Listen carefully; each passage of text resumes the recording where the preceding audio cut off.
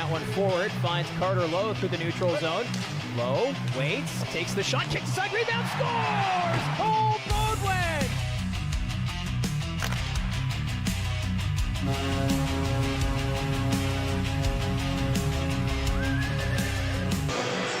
Welcome to the TD Civic Center in Brantford for game number 2 of the Eastern Conference Final between the Barrie Colts and the Brantford Bulldogs. I'm your host, Mike Poirier, joined alongside Gene Pereira and Josh McCann. And for this Barrie Colts team, they found themselves down 3-1 early in the third period on Wednesday night. But this team, they dug deep, they got a power play goal, the momentum tied it at 3, but fell just short with that goal from Jake O'Brien. Yeah, it took an outstanding combination. Juracek and O'Brien. Barrie was really coming on in that third period, and they really carried play in that third period. And they were coming on even after tying it up. And, again, you get two special players. Juracek, a great pass, sets up O'Brien. Then that nice little shift move there before he cut to the right. And he changed the angle on Benarevic. And the Bulldogs find a way to still pull that one out. Now, a big issue in game number 1 for the Barrie Colts was the disciplined play of the Barrie Colts. Cole Bodwin taking 2 penalties there in game number 1, something we don't see too much of from Bodwin being in the penalty box, but maybe the emotions got the better of him, because coming into this one, I think both sides probably had some jitters coming into this conference final. Yeah, I think, you get over that. Obviously for Cole, it's not the type of thing we see, and, he just let his emotions get the best of him there to start the third period. But again, the Colts came back. They gave up that power play goal. It gave Brantford a 2-goal lead at the time, but the Colts find a way to come back. And right now, it's funny, when you talk to the players, they seem really confident right now, and I think they feel that, they played their game in the third period, played a pretty solid first period, not a bad game overall. Again, the 2 power play goals, something they're going to have to be aware of with Brantford and staying out of the box. And for the Barrie Colts, no Ben Wilmot in game number 1 due to illness, so game number 2, he is eager and excited, and he is back in the lineup, and that's going to be a big boost for this offense. Yeah, talking to Dylan Smoskowitz, said he had to do everything to keep Wilmot out of the lineup the other day. He's kind of scratching and clawing at the door, he called it. So, obviously, look, they made sure that he's right, get back, and you don't want that kind of illness to spread with the team. And,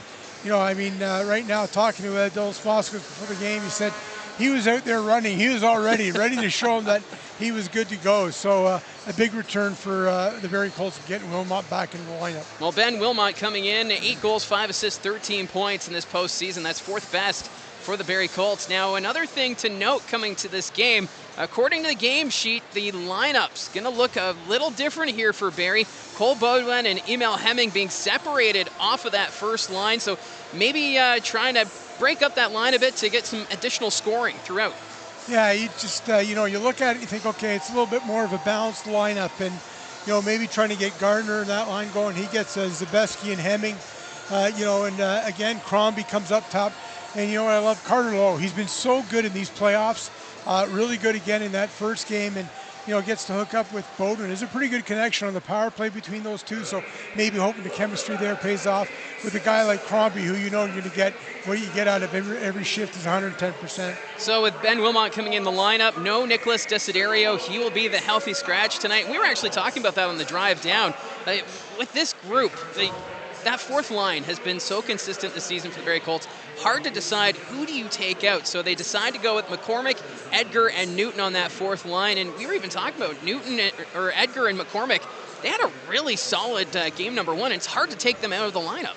Yeah, you look at McCormick, slotting there on the second line with Gardner and Cilantra, and I thought he did great. I mean, it's a big thing. You get Wilmot out of the lineup, you step in right there, and maybe the Colts decide, look, we're going to keep the lines relatively the same, so you slot him into there in that spot. And, Jonah did well, and I thought Edgar as well. He adds that kind of offensive spark to that 4th line.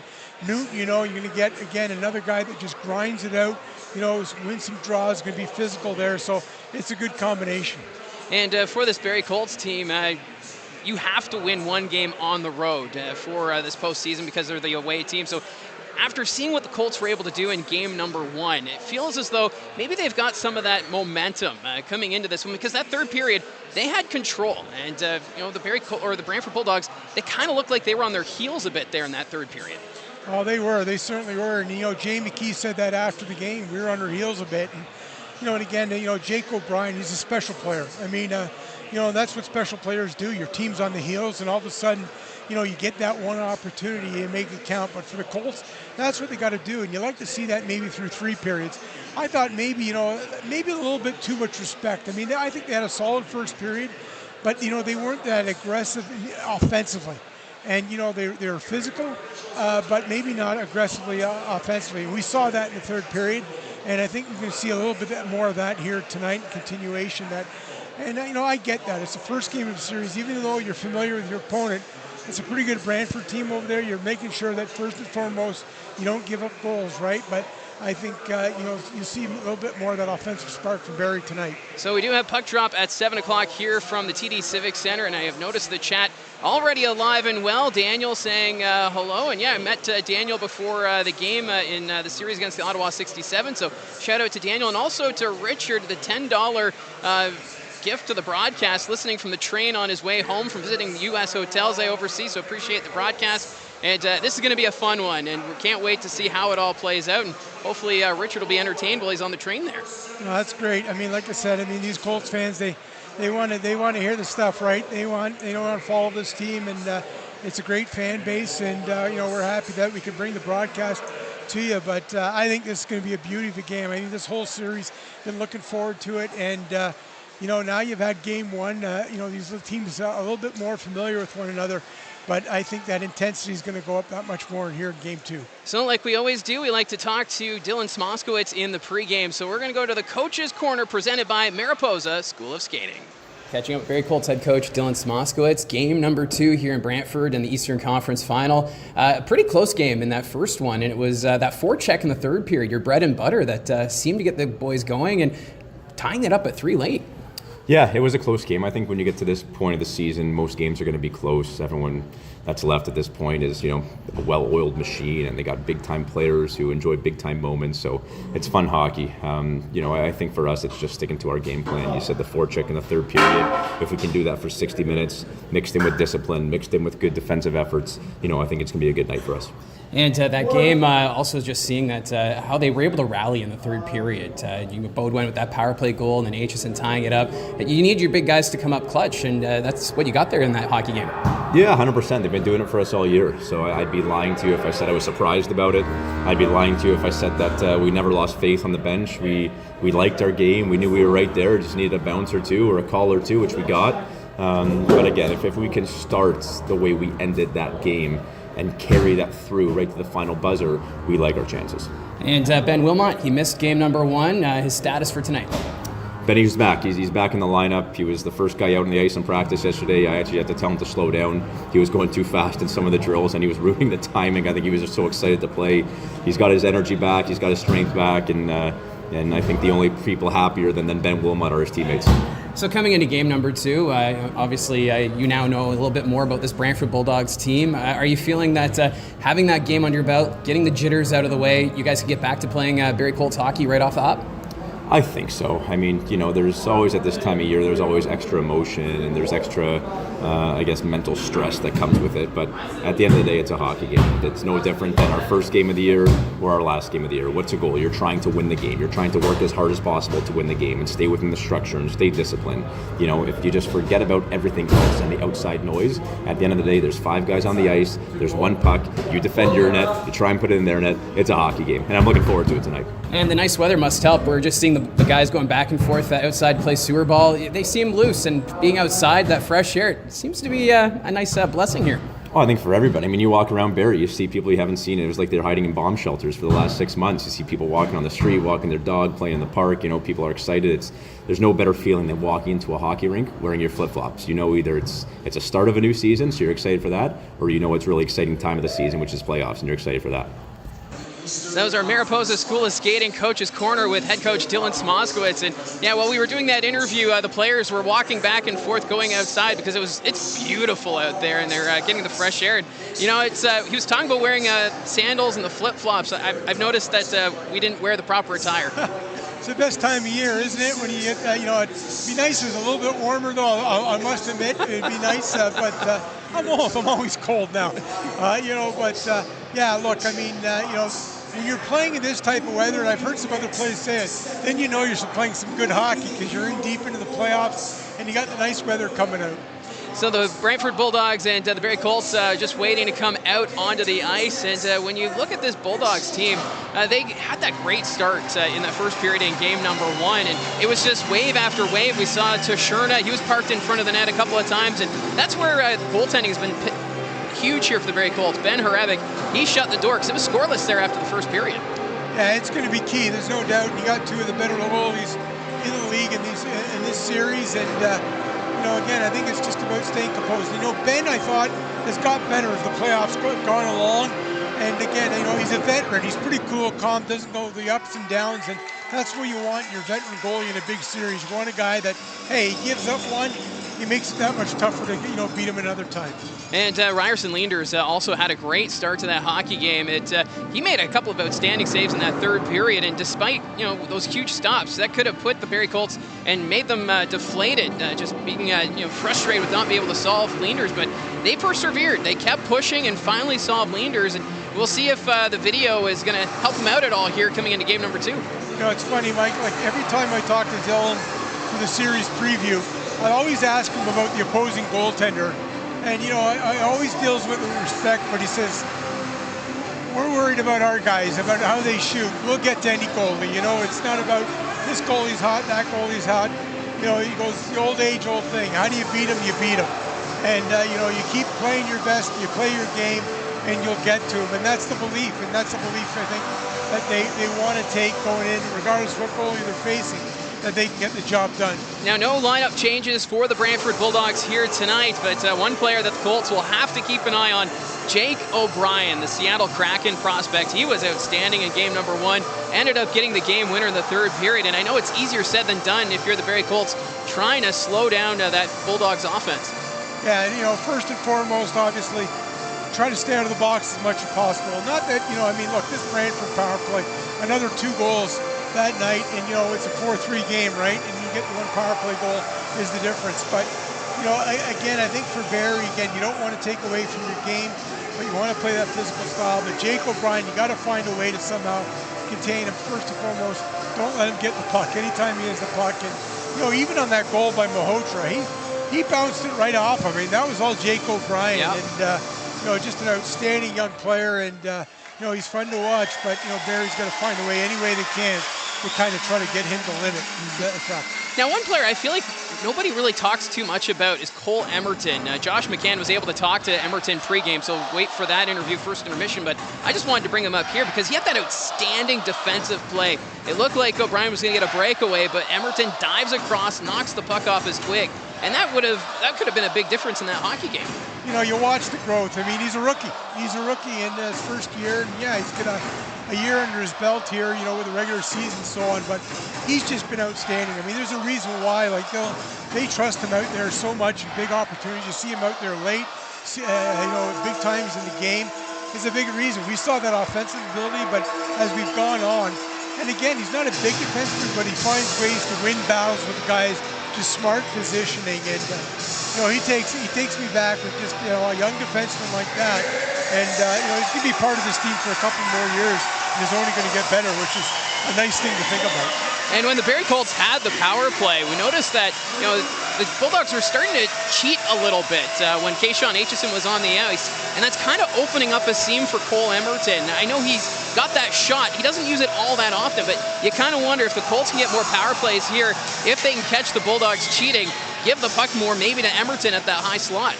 Yeah, it's an idea. We remember that game in Sudbury, that laser that he put into the top corner, and sometimes just a young guy trying to say, okay, I'm gonna play my role. I'm not gonna overstep here, but you got a good shot, use it. And look, I think his teammates are aware of that. They're probably telling him to shoot, and I think we're starting to see it more and more. And I expect as we go along here, we'll see it more and more. So the players are out on the ice. We're just moments away from puck drop here at the TD Civic Center. I noticed the chat alive and well, so hopefully we can keep things civil on the chat tonight, because I'm noticing we've got some Bulldog fans as well.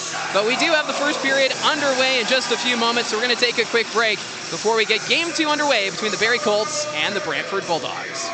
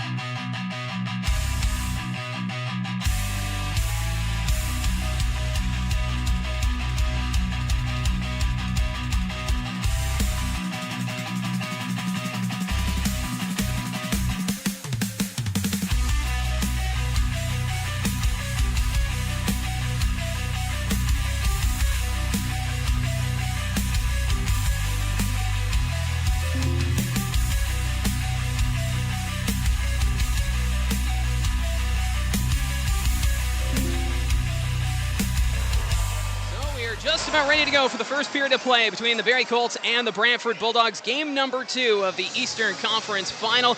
Let's take a look at our starting goaltenders, presented by Craighurst Crossing by Georgian Communities. New homes, minutes from North Barrie, where inspired living meets small town charm.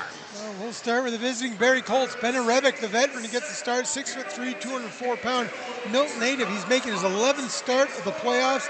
8-2 record, 2.52 goals against average, 919 save percentage. And at the other end for the Brantford Bulldogs, their veteran Ryerson Leanders gets the start. The 6'1", 179-pound Nanakoke native. He's making his 9th start of these playoffs. 8-0, 1.97 goals against average, 922 save percentage. Our referees tonight, Nicholas Betts and Mac Mickle.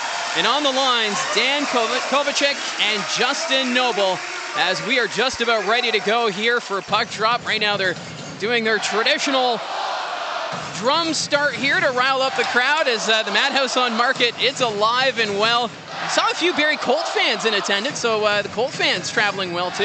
They're traveling well. A lot of talk about the Brantford home rink, and we expect come Sunday, back in Barrie at the Saddler, it'll be pretty noisy as well. So here we go. Face off at center. Cole Baudouin versus Jake O'Brien. And we are, nope, they're going to say it wasn't done cleanly. So all that excitement, now we got to do it all over again. Fooled ya. There we go. Second time's the charm. Face off won by the Colts, and here we go. Face off one. Here's Evan Passmore on the wing. He's going to send it up the ice. They're going to say no icing as deflected by one of the Bulldog players at the blue line. Cole Baudouin in the corner, trying to get himself some space. He's going to skate this one back. Baudouin to the point. Here's Aitchison. Down low. Quick pass. And that goes wide of the net. Colts trying to move this one around. Passmore over to Aitchison. Aitchison fans on it. It still finds Baudouin. Baudouin sends this one around. Here's Crombie in front. Goes off Leanders. Carter Lowe is parked in front. Couldn't get a stick on it, and we get our first whistle.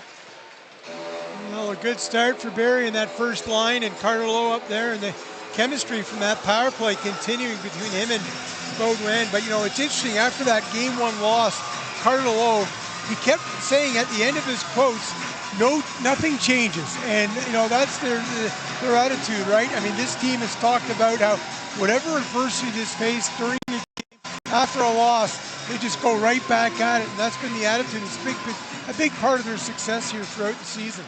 So we'll get this face-off now to the right of Ryerson Leanders. Malhotra to take the draw against Wilmot. Face-off won by the Colts. Gets the line, kept in by Hansard. Bulldogs, though, get this one up the ice quickly on the wing. Cooper Dennis drops it for Bannock. Dennis in front, backhand, puts that one wide. Dennis had a lane to the net. Bulldogs trying to regain possession. Puck's at the point. Malhotra gives it up to Sandu. He's going to send this one around. Far side after it is Wilmot. Dennis trying to get a stick on it. Bulldogs send it around, back behind the Barrie net. Here's Parker Von Richter. Up the wing, Gardner chips it forward to Hanser. Hanser will flip it into the Brantford zone. Wilmot trying to give chase. Sandu collects it here for the Bulldogs. Dropping it back. Danford sets things up here for Brantford as both teams are going to make a line change. Just one shot to report so far, and that's for the Bulldogs. Brantford with it. We're going to leave that one there, picking it up.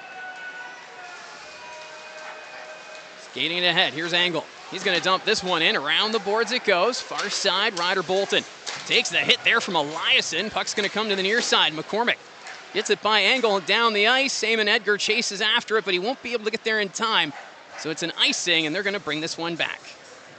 Similar to Game 1 where the Colts escape, a little bit of a breakdown in the back end. That time Cooper Dennis allowed to walk right in and goes to the backhand and misses the net.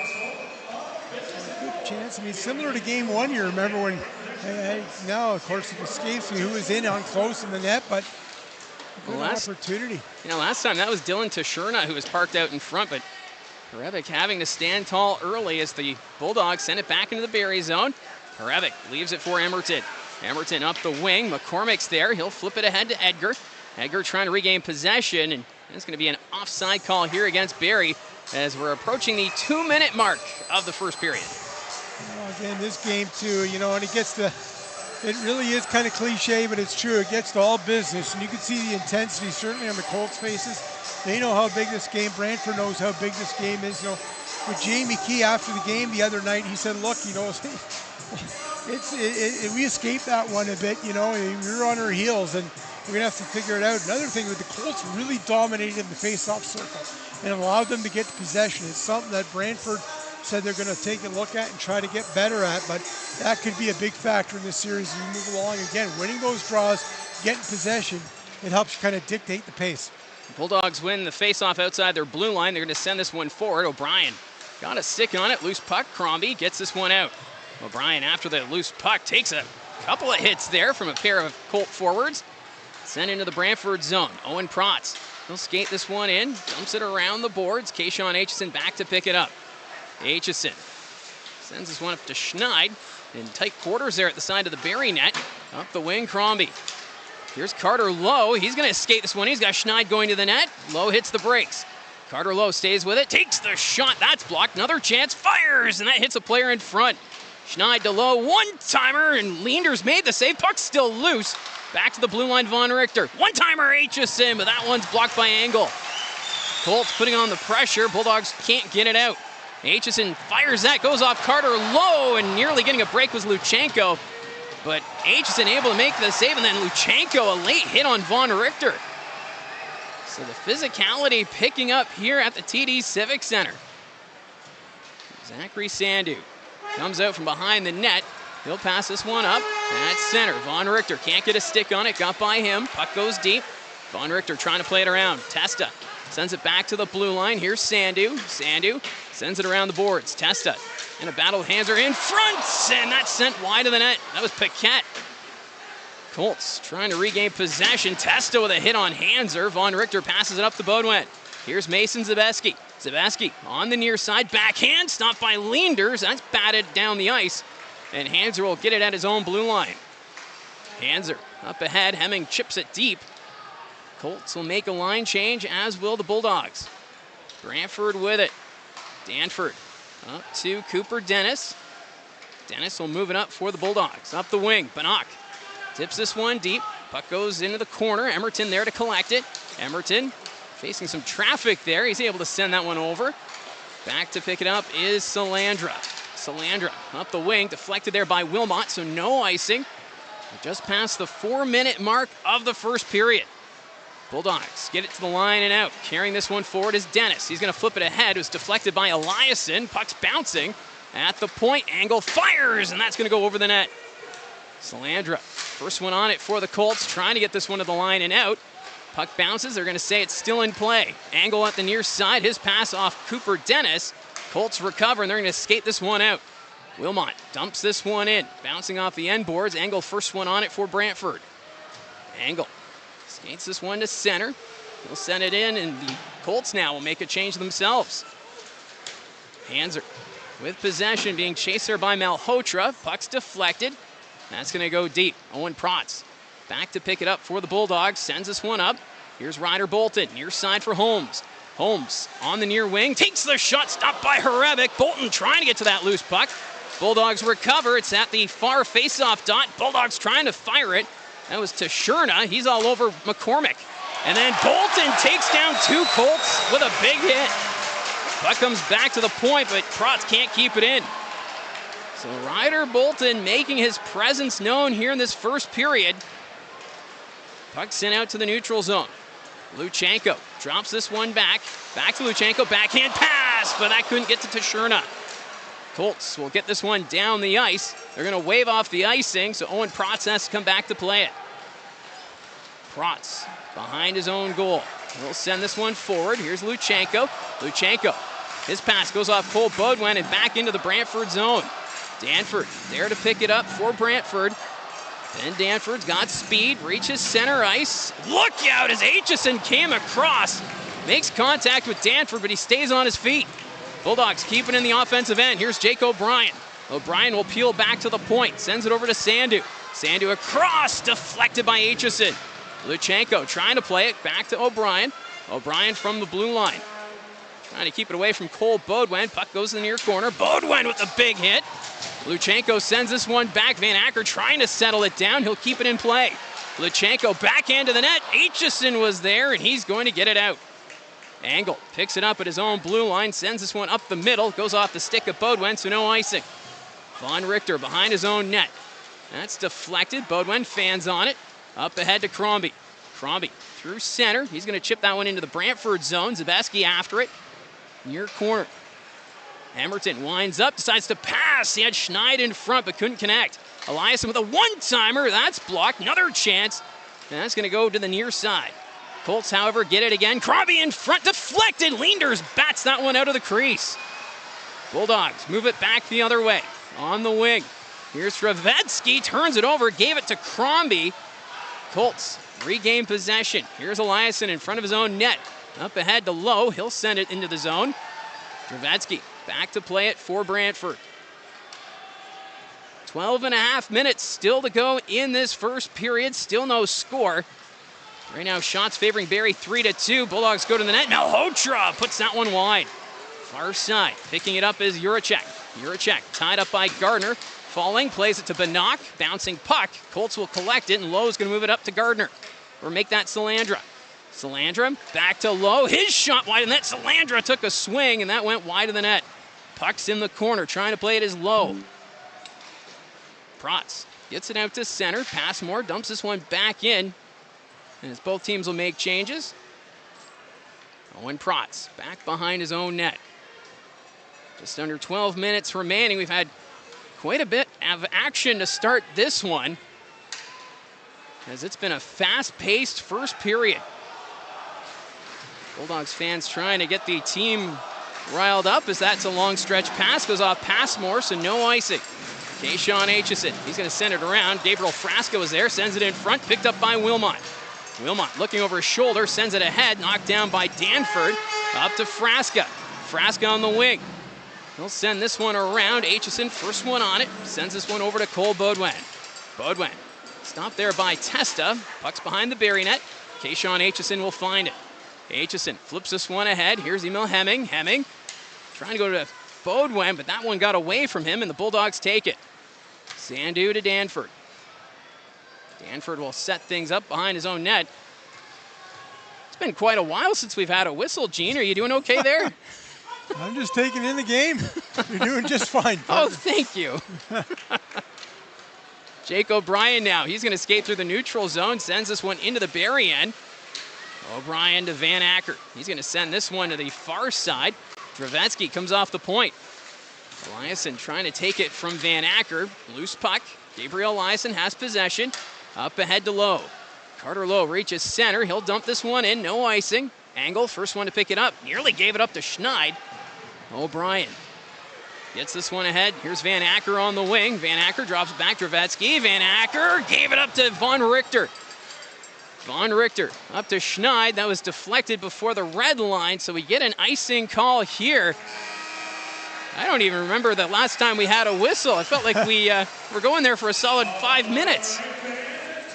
Lots of action. Both teams having some pretty good scoring chances already in the first half of this first period. And, you know, you go back a bit and Angle with a big shot block on Aitchison on the one-timer. And then Aitchison, as usual, the cruise missile going across the ice there. And, you know, boom goes the dynamite. Another big hit and it's physical. It's been what we expect early on. Physical, both these teams, a pretty good pace.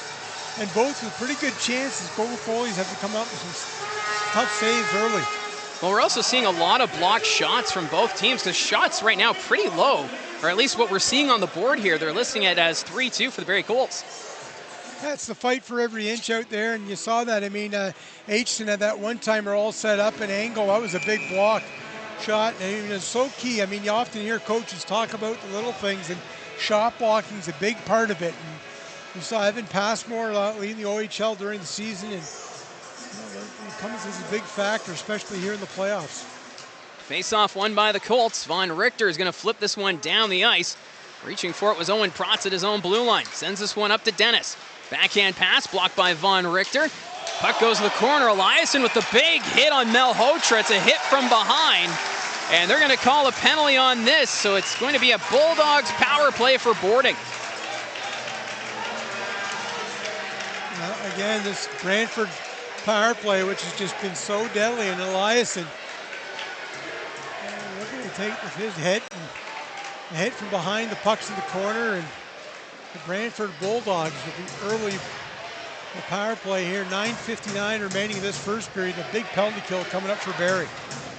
Bulldogs power play operating at 44.8%. That's third best in the playoffs. They went 2 for 4 in game number 1. A lot of weapons up front, while the penalty kill for the Colts down to 69.8%. So a crucial moment here in this hockey game. Scramble draw, Bulldogs get to it. Jake O'Brien at the point, sends that one over to Juracek. Juracek up to Banach. Banach from that far face-off dot takes the shot, and that goes over the net. Puck comes back to the blue line. Juracek will collect it. Juracek settles it down. Looks over at Banach, decides to go to Brian on the near side. Back to Juracek. Here's Banach. Banach waits. Down low, Malhotra. Caleb Malhotra. Back to Banach. Banach goes to the slot, takes the shot, and that's deflected over the net. Beaudoin got a stick on it, and the Colts are able to get this one down the ice. 1:21 left to go in the power play for the Bulldogs. Here comes Banach. He'll drop it back to Van Acker. Merrick Van Acker passes it over. Von Richter was in the way. Von Richter can't get to it. Now he's got a stick on it as Banach was at the side of the goal with an open cage but couldn't bury it. Colts are able to get this one down the ice as we're now down to a minute remaining in the penalty to Gabriel Eliason. Juracek. He'll drop this one back. Here's Malhotra through the neutral zone. Caleb Malhotra hits the brakes. Sends it back to the line. That's blocked. O'Brien now in front. Van Acker waits. Blocked by Lowe. Shot scores. Merrick Van Acker on the power play. Carter Lowe blocked the original shot, but Van Acker able to get to his own rebound. Well, again, this Brantford power play, 2 power play goals in game 1 and another one here to start this one here tonight. And who else but the Chicago Blackhawks draft pick, Merrick Van Acker, is going to get the puck in front.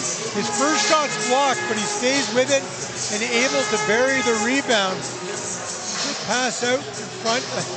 That one's blocked, but Van Acker managed to get it past the glove hand of Rebick. And this Brantford power play strikes here early in game 1. So Brantford 1 for 1 on the man advantage, and for Van Acker now 7 goals this postseason. As the Bulldogs take advantage of their first power play of the hockey game. We'll see how the Colts respond here as the Bulldogs win the face-off, and they're going to send it into the Barrie end. Rebick out of his net. He'll send this one over to Hanser. Hanser loses it to Dennis. Dennis goes back to the point. Angle. Cross Trevetsky. Winds up. And that goes wide of the net. Dennis takes the hit from Passmore. Sends it behind the net for Testa. At the point, Trevetsky settles it down. He's going to send this one around. Testa behind the Barrie net. Bulldogs move it around, but that's taken by Crombie, and he's going to skate this one out. Crombie will send this one deep into the near corner. Battle after it. Bulldogs trying to play it. They'll send this one around. Testa sends this one forward. Here's Jet Luchenko. Luchenko through center. Passes it to the near side. They're going to call this offside against the Bulldogs with 7:57 remaining in the first. Crombie and Dennis getting with some words. Teammates and Barrie, you know, we talked about staying out of the box there, avoiding penalty Elias, and this Brantford team, they make you pay on that power play. They're just so deadly. They're OHL's top power play during the regular season. Well, they've got so many weapons up front, and you know, give credit to Carter Lowe blocking that original shot, but Merrick Van Acker, one of the top goal scorers in the OHL, can't give him any chances. There's another shot stopped by Hrebic. Puck comes to the near side. Sandu sends it across to Danford. His shot blocked as Wilmot got a glove on it. Puck goes behind the Colts net. Van Acker takes this one away along the boards. Emil Hemming. Hemming puts this one across. Knocked down by Wilmot. Ben Wilmot chasing after it. Van Acker trying to get a stick on it. Sent out in front. That's taken by Charlie Paquette. He's going to go for a skate. Paquette sends this one deep. Ends up in the corner.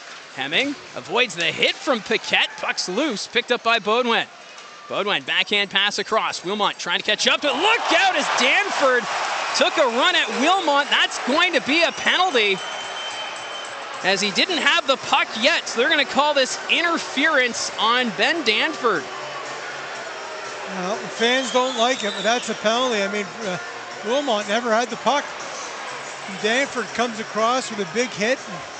He started that train rolling. Before that, he figured, okay, when the puck's there, he'll be there. But the puck had long gone by, and the Colts, they're going to get their first power play of this contest. And this Barrie Colts power play brought to you by Frontline Hockey Apparel. You can find them at frontlinehockeyapparel.com. The power play for Barrie still ranked first in the playoffs, operating at 48.6%, while the penalty kill for Brantford, 84%. And that's right now fourth best in the postseason. So the Colts a chance here to even things up. Beaudoin goes to Aitchison, back across, finds Emerton. Cole Emerton to Aitchison. Aitchison back across. Here's Cole Beaudoin on the far side. Back to Emerton. High slot. Goes to Aitchison. Doesn't take the shot. Beaudoin on the far side. Now he'll fire it. Blocked in front. Lowe was parked there.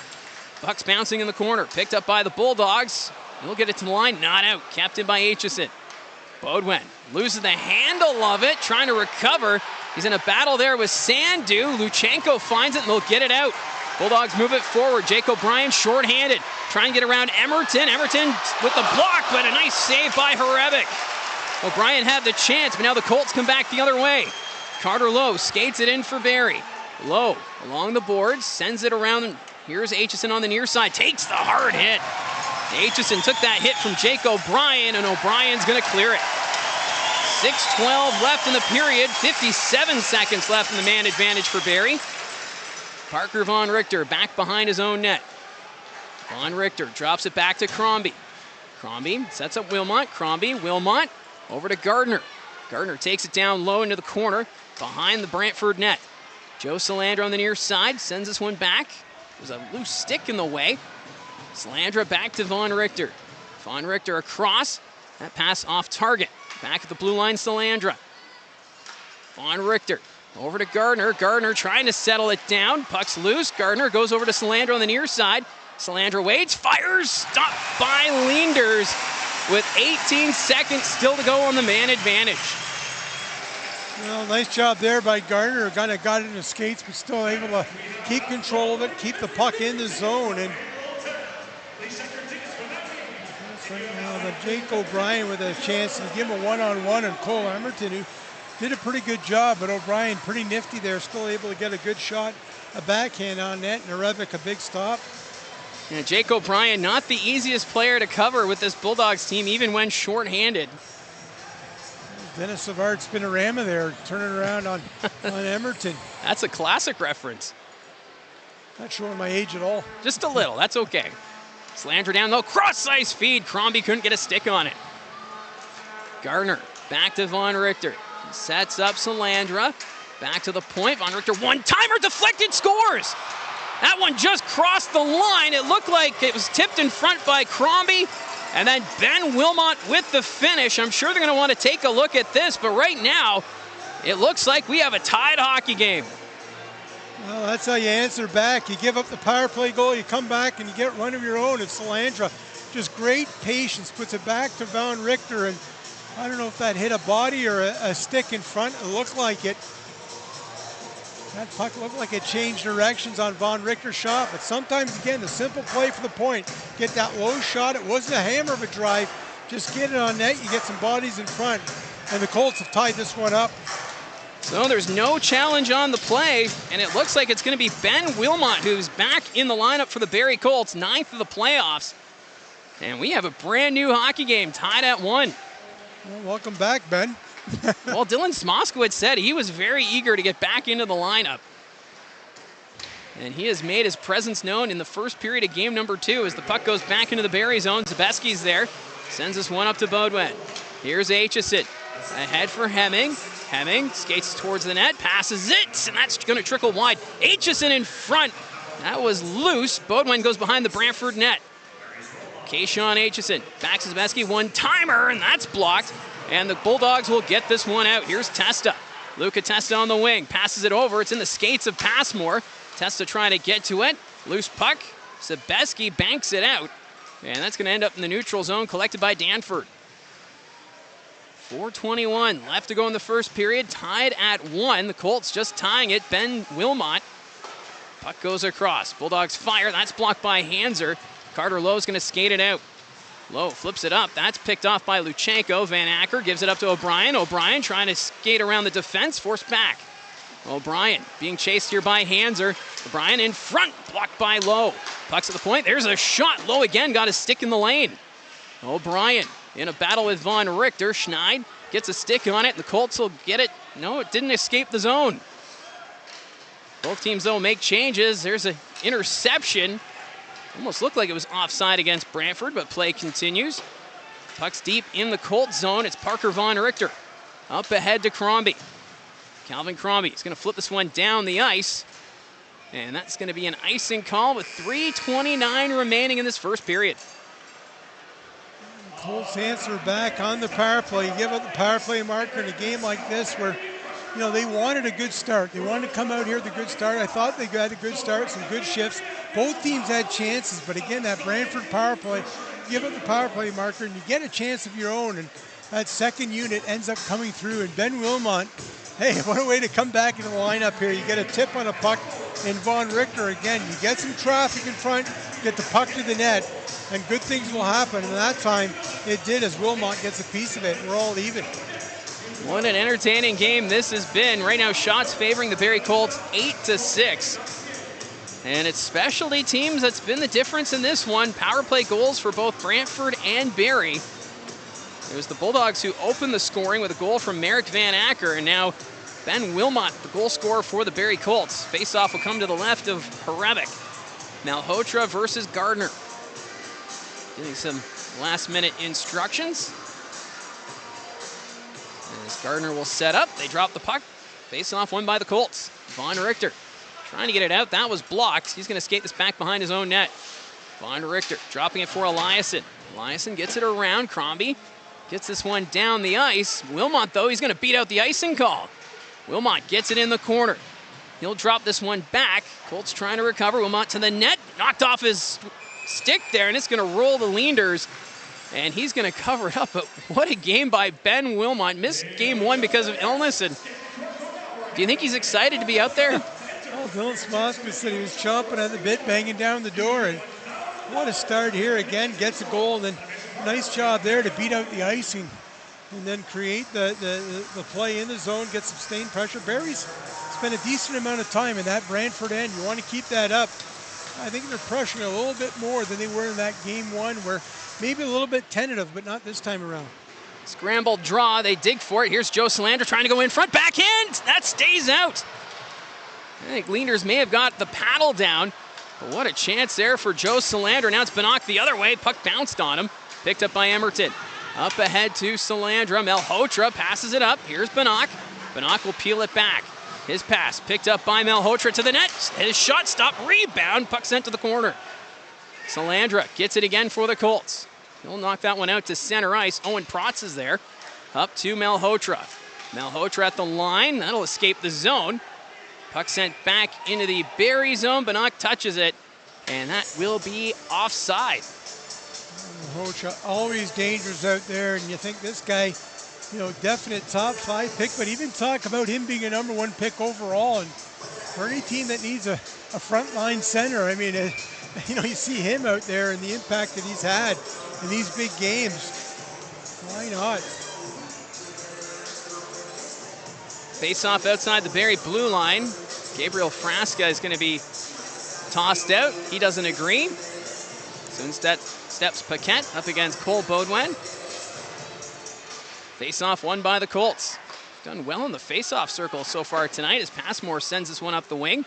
Sandu gets it out to center. There's Passmore. He'll put it right back into the Brantford zone, but got too much under it.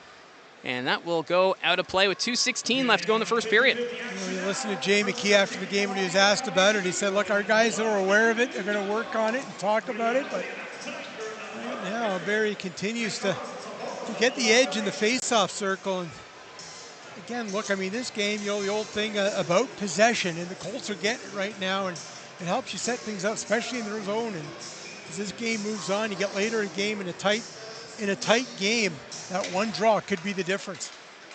Scrambled draw, breaking his stick was Cole Baudouin. He's going to go off and get a new twig. Danford with possession up to Frasca. It's going to be sent on net. Hrebeck thought about playing it, but decides to take the whistle instead. Frasca bearing down, the former Erie Otter, and as this series moves on, every second night, Game 3 back Sunday in Barrie, and this is where depth comes in. Every second night, obviously you play your big guns, but you need the 4 lines. I mean, both these teams, we've talked about the depth in their lineups, and it comes up big at this time of year. Well, you almost wonder, too, if that's a factor why Dylan Smoskowitz decided to shake up the lineups here. Get some scoring, but also benefit by able to roll the 4 lines. So you get this face-off to the left of Hrebeck. Frasca against Wilmot. Wilmot wins it back to Aitchison. Aitchison sends it out to center. Juracek collects it. Paquette. Back to Protz. Owen Protz will send this one forward. That goes off Aitchison, rolls to the net. Hrebeck guides it to the corner for Passmore. Passmore sends it forward. It's batted out of the air by Salandra. Ends up going on the bench. So we'll do another face-off now with 1:47 left to go in the first period. Well, the line shaking continues for Barrie, just changing the line. You see Gardner out there with Wilmot and Salandra. Smoskowitz, you had Baudouin out there to take the draw, big draw in your own zone, and Baudouin back out there. Again, you want possession, especially the puck in your own zone. Baudouin, the top face-off man of that coach's pool for the Eastern Conference, and why not go back to the big man there in the face-off dot. And also the Red Tilson nominee, one of the finalists. As Cole Baudouin, his name was mentioned quite a bit in the second half of the regular season as the possible winner of the Red Tilson this year. I mean, look, there's a lot of outstanding players, but Cole Baudouin's got to be right there. I mean, what a big year the forward has had. I mean, offense, defense, this guy, the biggest moments he's on the ice. Von Richter sends it forward to Wilmot. Wilmot takes a hard hit from Danford. Play continues. Salandra went to have words with Danford. Wilmot still out there for the Colts. He's going to go off for a change. We'll keep an eye on him. That was an awkward fall into the boards. Is there something about number 77 you wear? Aitchison and then Danford. Well, they're both throwing big hits here tonight. Bulldogs get it out. Here's Luchenko. Luchenko drops it back to Van Acker. Hemming takes it. Gardner at center. He'll weave his way in. Gardner loses an edge. Puck's loose, and the Bulldogs pick it up. Jake O'Brien skates this one in. He'll spin around, trying to keep it away from Von Richter. Back to Van Acker. That shot wide of the net. Danford behind the Barrie net. Puts it in front. That went off a skate. Hemming knocks it to the boards, and he'll move it forward. And now we're getting a penalty against the Barrie Colts. I think it's a high stick against Mason Zabeski. So it's going to be another power play here for Brantford with 54 seconds left in the period. Zabeski caught up in the corner there, and Brantford power play already 1 for 1 here tonight. 2 power play goals in game 1, and they get another opportunity as the Brantford Bulldogs have the puck behind the net, and Zabeski gets caught up with his man. High stick.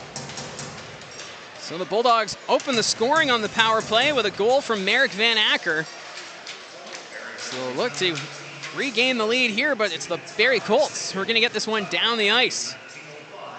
Weinders, he'll play it there at the side of his net, waiting for Juracek to come back. Adam Juracek skates this one up, reaches center, drops it back into the neutral zone. Hemming putting on pressure on O'Brien. O'Brien skates it in. That's taken away by Hemming and down the ice. Juracek has to be careful here. He's got Baudouin putting on the pressure. Loose puck, Cole Baudouin with it. Trying to play it. He had Malhotra in the way, and he's going to steal it. Caleb Malhotra reaches center. He'll skate this one in for Brantford. Peels back, leaves it for Van Acker. Van Acker across, deflected, and that's sent to the near boards. O'Brien, he'll take it back to the point.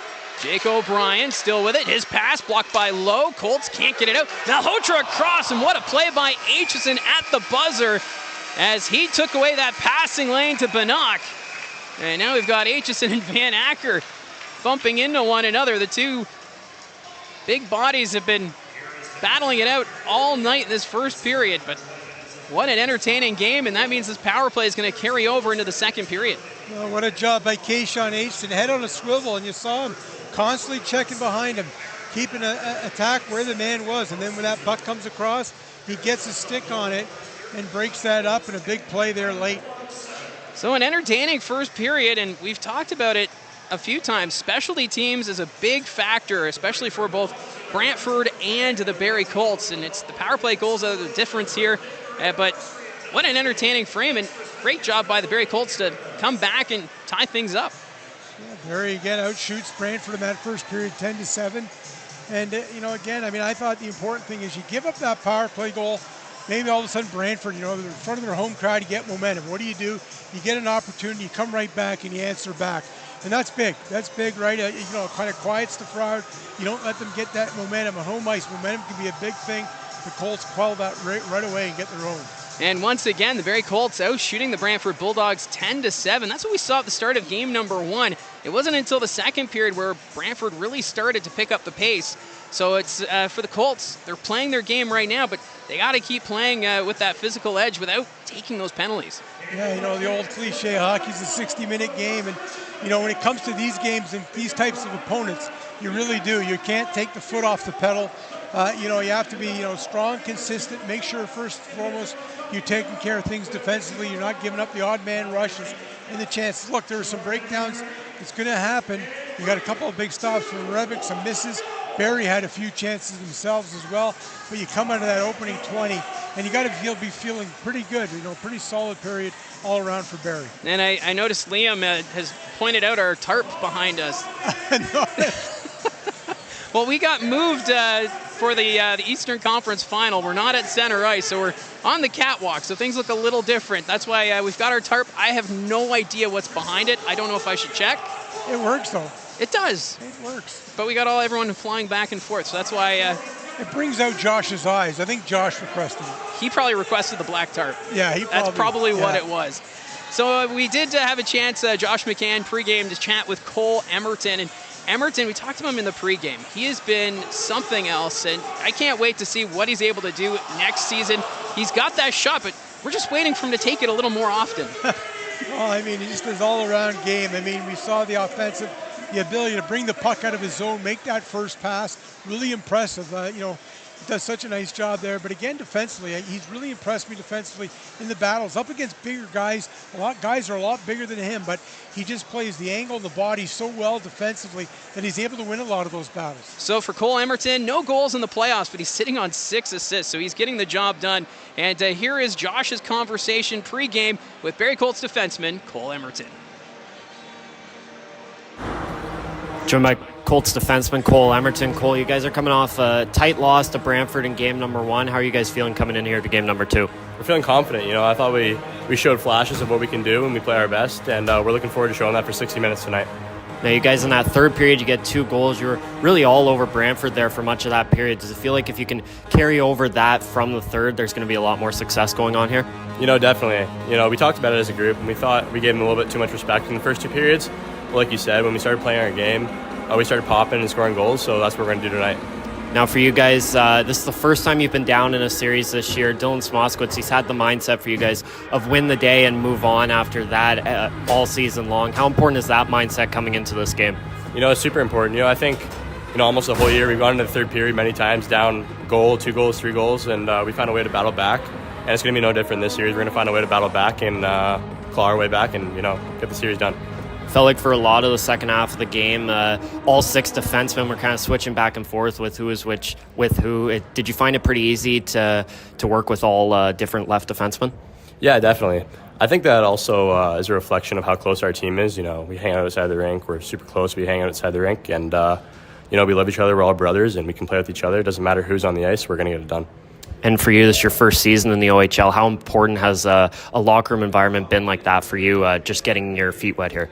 It's been unreal. I couldn't ask for a better group. I don't think I've ever been on a team like this. It's been awesome, and all I can hope is that we have the same thing in the future. And, we're going to finish the year well with this group and we have. Now on the power play, you guys get a power play goal the other night. You're a big part of that power play. You don't have too many power play goals, but it feels like at some points some of the teams maybe cheating towards Keishon Aitchison and Cole Baldwin has allowed you to get a few more shots going. Yeah, definitely. That's something we see on video, something I've noticed myself being on the ice. And when the opportunity presents itself, I like to take those shots. But like you said, I like to try to find Cash and Kobo on the ice there. So, yeah.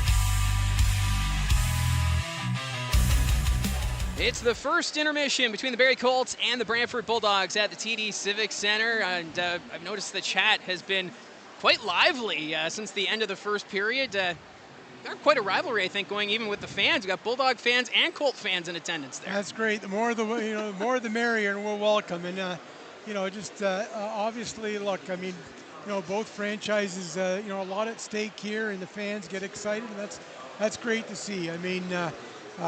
Coming to this time of the year, that makes really, that adds so much to a game. So we do have the chat up and running, so we'll get to some of those comments in a moment. But there's one other game tonight, the Western Conference Final, underway at the Odd in Kitchener, the Rangers and the Spitfires. And after 20 minutes, it's a 2-2 hockey game. Those two teams going back and forth. Kitchener had a 2-1 advantage, but Nathan Villeneuve, he tied it at 17-13 of the first period. That's going to be a fun series to follow. The top four teams remaining, you can't go wrong with. And you look at it, you say, who's going to win the championship, right? And you think, well, any four of them can. Right.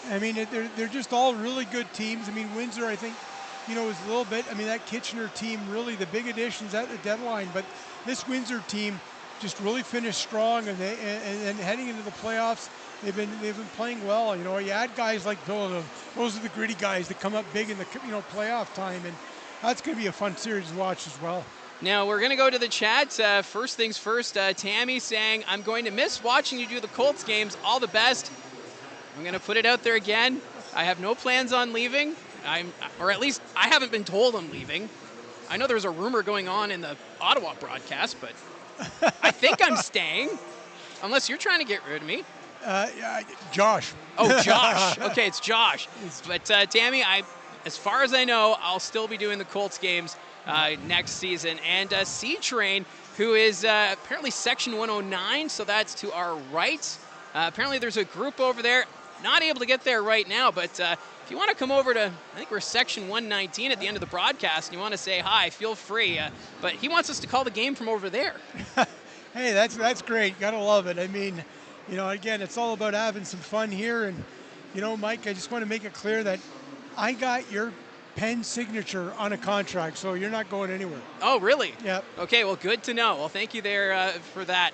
And, so the Colts right now tied with the Bulldogs 1-1. Tammy's asking, what did they show you at the home game? It was a volunteer appreciation moment. So they had me on the screen because I guess I've been doing the games for a while is why they put me on the screen. Welcome to the old case. Now you're an old guy. Actually, I think it was Steve McLean. He's the Guelph Storm fan. He was at the game in attendance too, and he came up to me after. He said, "Are you leaving?" And I'm like, "No." It was just a special moment there on the Jumbotron, but I'm not leaving. So I wonder if Josh McCann was behind that. Well, he's the one that read the script. So there you go. Hey? Although I was told Josh Kotfa wrote the script, but unless the double Josh. I have no idea. But anyways, it's a 1-1 hockey game, entertaining between the Colts and the Bulldogs, and I think once we get back to Barrie on Sunday evening with that crowd, it's going to be electric. Oh, that's a pretty good first period. Both teams had some really great chances. Brantford a couple in close there, and a couple of times they missed the net. Unfortunate for Barrie there, and for the Colts as well, pushing back. And again, I say that power play, Brantford capitalizes, and you think, all right, here we go, momentum. You got the home crowd behind you, but Barrie answering right back. That's a big goal, and it helped kind of settle things down again for Barrie and allowed them to play the game. But it's still a good amount of time here. 1:06 left on that power play. At the end of the first period, the Colts are going to have to kill off. Now, the Barrie Colts, coming into it, they wanted to stay out of the penalty box, and now you've given the Brantford Bulldogs 2 power play opportunities. Van Acker scored on the first man advantage. What a great effort, though, from Carter Lowe to block that original shot. And now this power play carrying over to the second period. So for the Colts, yes, you want to play that physical style, but you got to stay out of the penalty box. Well, it's all about, using the line from Dylan Smoskowitz, towing the line, right? You obviously, you don't want to take away from the game and what you are, the Barrie Colts hockey, which is being heavy up front, being strong up front, being physical. You want to keep doing that, and it wears teams down. We've seen it throughout the year, and you want to keep at that, but obviously you want to stay out of the box and as much as possible. The penalty kill has been pretty good at times, but when you're facing a top-notch power play in a big game like this, the big teams come through. I think you saw both these power plays, which are outstanding. Hey, they got an opportunity, Brantford scored. Barrie gets one, they come right back and bury one of their own. And we've also seen the classic Kayshawn Aitchison, trolley tracks hit there, coming across on Ben Danford, but Danford, that big body, hard to knock him off stride, but give credit to Aitchison for that effort. Yeah, it's kind of interesting. Those two played together at the World Juniors, right? And yeah. Here they are kind of laying bodies all over the place. And just big physical defensemen. And you got pretty much a pretty good idea. But why is that Canadian World Junior Tournament went on? You notice that Aitchison and Danford were out there a lot more on the ice. And that's a big reason why. Two outstanding kind of big physical defensemen back there that are tough to play against. And you see it at both ends. Danford throwing out hits and Aitchison. So we've got Richard saying, if I can get tickets, I think I will attend. So if you come to the game, Richard, you can come up, say hi. And then Tammy saying Barrie needs to stay out of the box and score more and set up to find the hole. But one thing that did stand out is when we came into this, we weren't sure how the lines were going to look, having Hemming and Beaudoin, separated there. But Hemming looking not too bad there, playing on a different line away from Cole Beaudoin. Yeah, you see that shakeup, and even as that period rolled along, Dylan Smoskowitz, different combinations, and I don't know whether part of that is to kind of confuse Brantford a bit, get them off thinking and just different looks, but and another thing I noticed too is when the faceoffs in the Barrie zone, they've been putting Beaudoin out there a lot more to take off the draws, and they had that dominance in the faceoffs dot in the first game, so looking at continuing that second, I thought they did pretty well in that first period. And yeah, faceoffs have been key here for the Barrie Colts, winning majority of the draws so far here tonight. And that's the thing, you want to win that faceoff so you can have that possession time, especially on the offensive end. And for the Barrie Colts, they were getting that momentum. They kept the puck deep in the Brantford zone, and it was all because of those face-off victories. Yeah, I mean, again, it just trying to look up the numbers here just to see first period face-offs, 13-5 for Barrie in that first period, which tells the story again. And when you get that dominance in the dot, you want to obviously keep it. They're putting Bodeman out there as regarded the coaches pull the top face-off man in the Eastern Conference. And again, it gets you possession. You win draws in your own zone. It's big. Why not keep riding that? So we're about 3 minutes away from the start of the second period between the Colts and the Bulldogs, tied at 1 apiece. And this is a big game here for the Barrie Colts because they know that they have to win one on the road. If they're going to advance to the OHL final, they need to win in this building. It's not an easy building to win in, but they've been showing in that third period in game number 1 how they were able to get that forecheck going. And even in that first period, getting Brantford on their heels a bit, we're starting to see some desperation here from the Barrie Colts. No, sure. I mean, they certainly want to get one here. And always like Mike Payne for next year for both teams. Oh, there it is, yep. That's what happens. You make that run and you trade and you get the pieces to make the big run. And that's why both these teams loaded up and are head-to-head here. But no doubt the little bit of rebuilding next year, but we'll see how quick that takes place. But look, it's all about here and now for the Barrie Colts and for the Brantford Bulldogs. Yeah, so game number 3 is going to be on Sunday. And just a note, it's going to be a 6 o'clock start. So it's a little different on Sunday. Typically, the Colts play either a 7 or a 7:30 start. Old school. It's old school? Old school. Just back in the days when they had 6 p.m. Sunday night starts. I remember those. So they're bringing back the classics is what you're saying. I'm old enough to remember, yes, Mike. So it is a 6 o'clock start on Sunday, so a little bit different. So you'll want to keep that in mind if you are coming to the game on Sunday. But it's the two teams right now coming out onto the ice. And if you're the Barrie Colts, you got to keep that momentum that we saw in the first period, because in game number 1, there was 3 goals scored in that first 4 minutes, and then Brantford kind of took over that hockey game, kind of had Barrie on their heels. So coming into this one, I'm sure Smoskowitz has had that similar conversation that you got to keep playing your game. Well, Barrie, I thought, solid first period, solid third period in game 1. Game 2, game 1, Brantford in that second period. Colts have to come out back here, first and foremost, kill off the penalty. That's the focus right now. So the two teams are on the ice, so we will get ready for the second period of play as Josh McCann will now get ready to step in to take over color commentary duties. But we're going to see how this all plays out here in the second period. And shout out to Richard pulling into Toronto. Have to step offline. We'll be back in a bit. So Richard, you can do that. We look forward to when you return to the broadcast. But that's the great thing about being able to go on the road and streaming this on YouTube. And I know I saw someone mentioning earlier about not having the video feed of the ice. So just if you're new to the broadcast, if you're first time tuning in, we can't show the ice. So that's because we don't have the rights to showing the ice during the broadcast. So of course here it's Rogers TV, and you also got Flow Hockey that shows the game. So we can't show any of the ice during the call of the game, but we've got the audio. And now we've got Josh McCann. We've got Josh. I was just about to say that. We've got Josh, and that's what the people want, I've heard. Well, Tammy just said, let's go, Josh. Yeah, I saw that. I heard everyone was worried again that you were going to TSN, and I had no part in those rumors. I just want to make it clear that I would never go behind your back and apply you for any jobs or anything. You've got my resume? I did notice there, as the players were coming on, little Keishon Aitchison and Dylan Tashurna bumping into each other there, and the officials had to get in between them. Well, we'll see how that develops, but right now the second period underway. Bulldogs right now on the power play for another minute as Adam Jurczyk has it at his own blue line, drops it back to O'Brien. O'Brien's going to skate this one in, blocked by Hemming, so this forces Brantford to regroup. Jurczyk with possession. He'll pass this one across. That's going to be sent into the zone. Around the boards it goes. Hrebeck will send this one to the line. It's bouncing. Colts get it out. Here's Emil Hemming. Hemming, nice move up the middle. Shot stopped by Leanders. Nice shorthanded chance there for Hemming. Now the Bulldogs come back the other way. Here's Banach. Sends it across. One-timer. Stopped by Hrebeck. That was O'Brien. Colts get this one down the ice, as there's still 23 seconds left in the penalty to Mason Zabeski.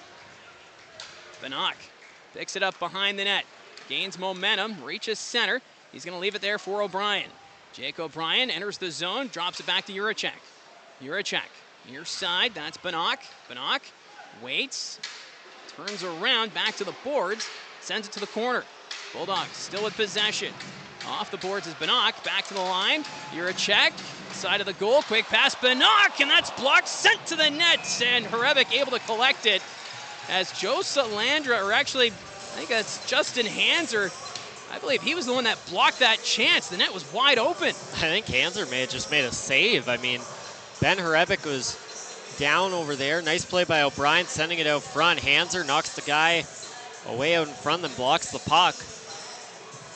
Hrebeck's able to get across, make the save. Good kill there for the Colts, only allowing one shot from the Brantford Bulldogs there. And Brantford was able to keep that top unit out thanks to the break in between with the intermission. But now Brantford 1 for 2 on the man advantage, so good penalty kill for the Barrie Colts. So Hanser with it, long pass, up the ice. Here's Hemming, receives it at the Brantford blue line, trying to play it, sends it around. Cole Baudouin behind the Brantford net. These two have been reunited as the puck comes back to the point. Hanser across to Passmore. Hemming takes the shot, blocked by Sandu, and that puck's going to go down the ice. Justin Hanser back to collect it for the Colts, goes behind his own net. He's going to leave it there for Passmore. Passmore takes his time. Now he's going to pass this one up. Hanser up the wing, tipped into the zone by Hemming. Hemming's going to go off for a change. Leanders behind the net. Testa had it for a moment. Now he'll send it forward. He takes a hit from Salandra. Play continues. Paquette dumps this one in. Cole Emerton after the bouncing puck behind his own net. Paquette with the pressure. Puck goes to the corner.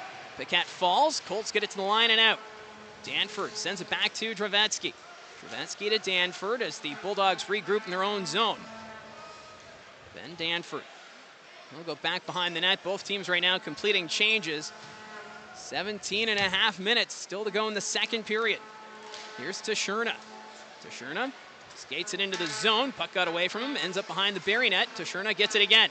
In front, picked off by Gardner. He'll get it to the line, not out. Batted away there by Wilmot. Dravetsky in his own zone, passes it ahead. That's going to be dumped in. Colts get it again. Emerton, long pass. Gardner tried to get a stick on it. And that's going to be an icing call now against the Barrie Colts. Well, those new lines lasted long for Barrie. It took about 3 shifts. And then it was back to the regular lines. Dylan Smoskowitz maybe just trying to get in the Bulldogs' head here with obviously Brantford's playing the matchups and trying to get Baudouin and Hemming separated there from certain matchups in the early going at least. Well, it's always with the coaches, you're always trying to get that edge. So for Dylan Smoskowitz, give him credit for trying something different coming into game number 2 as Emerton's going to dump it in. Wilmot back behind the Brantford net, waits for reinforcements. In front, Banach was there. Malhotra leans into Crombie. Schneid gets to it, sends this one along, went off Malhotra, puck's kicked out to center. Colts picking up, here's Calvin Crombie. Crombie will flip this one into the zone. Dravetsky back to pick it up for Brantford. Dravetsky takes the hit there from Schneid as the Bulldogs get it out. Cooper Dennis on the wing.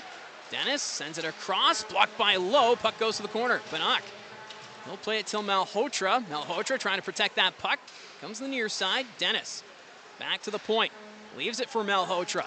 Malhotra skates into Von Richter. Dennis gets it back to Protz. His shot stopped by Hrebeck. Puck goes to the corner. There to pick it up is Banach. Banach will come back to the point. Sends it to an open wing. Crombie's there, and he'll get it out. Here's William Schneid. Schneid drops it for Crombie. Crombie waits. Backhand, forced around the net. Wrap around. Leander's got across in time, and he'll pounce on it, but a clever little play there by Calvin Crombie. Yeah, nice job working that puck around, getting it behind the net by that Colts third line there. And a bit of a slower start to this period than the first period. There was a lot of energy as the things got going here, but a bit of a slower start here. Barrie kills off that first power play, and now they get the top line out there looking to go to work in the offensive zone. Cole Baudouin, Mason Zabeski, and Emil Hemming taking the offensive face-off to the right of Leanders. As Baudouin getting some instructions before the puck is dropped. Baudouin versus Frasca, 16:03, still to go in the second period. Linesman not liking what he's seeing as Charlie Paquette was inching forward. And now the fans are not liking this decision by the linesman, so Paquette now comes in to take the draw. That's Dan Kovacek, the linesman, having words now with Paquette. Face off. Won by the Colts. Puck's bouncing. Picked up by Hemming. Back to the point. Aitchison. Zabeski from his knees. Finds Passmore on the near point. He'll send this one around. Bodwin behind the Brantford net. Puck comes around. Zabeski. That's knocked away from him. Testa sends this one out. Picked up at center by Aitchison. Aitchison in his own zone. Ahead for Bodwin. Across. Finds Hemming. Emil Hemming enters the attacking zone. Lost the handle of it. Knocked out to center. Aitchison gets it again. He's going to send it around the boards. Leanders tried to slow it down. Danford can't get it by Bodwin. Drops it to Zabeski. That's poked away, and the Bulldogs get it out. Passmore, though, he'll send it right back into the Brantford zone. As Bulldogs having some difficulties right now getting out of their own zone. Here's Charlie Paquette. Back to Danford. Danford's pass is deflected. Picked off by Jaden Newton. Newton ahead for Edgar. Edgar takes the hit from Sandu. Puck goes behind the Brantford net. Paquette finds it. He'll send it down ice. And that's now an icing call against Brantford, so they can't make a line change. As this line right now looking a little fatigued. Barrie all over Brantford right now. The top line didn't really create too many great opportunities there. They didn't get a shot, but they were keeping the puck in the zone, and then Brantford only able to get it out to the neutral zone before the Colts' fourth line brings it right back in, and Dylan Smoskowitz getting aggressive here. That was a pretty quick shift for Jaden Newton's line with the entire Bulldog bodies out there. He gets his second line out there with an offensive opportunity here.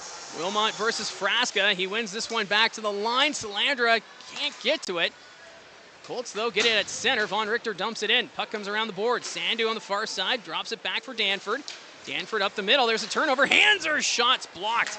Testa puts it to the corner. There's Joe Salandra. Salandra along the boards. Comes back to the point. It takes the shot. Deflected side the net. Scores! Brad Gardner. Johnny on the spot. Gardner gets to the loose biscuit. And the Barrie Colts are up 2-1.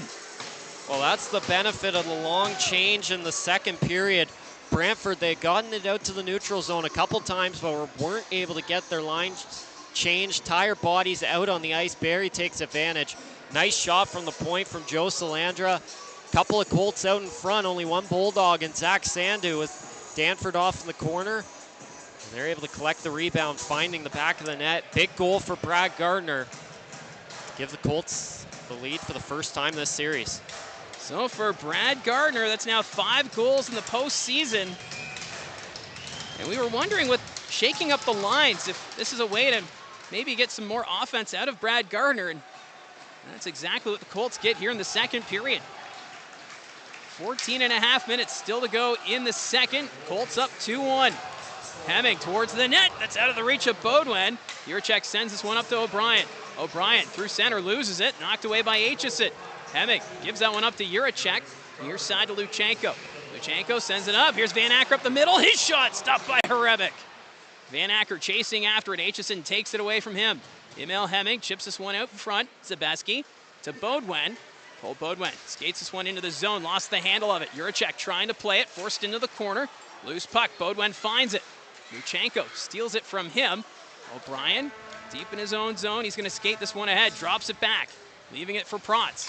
Protz, his pass goes off Schneid. Crombie had to wait. They didn't want a too many men penalty. Carter Lowe, one-timer, Aitchison, and he fires that one wide to the net. Puck comes out to center for Van Acker. He's going to dump this one in.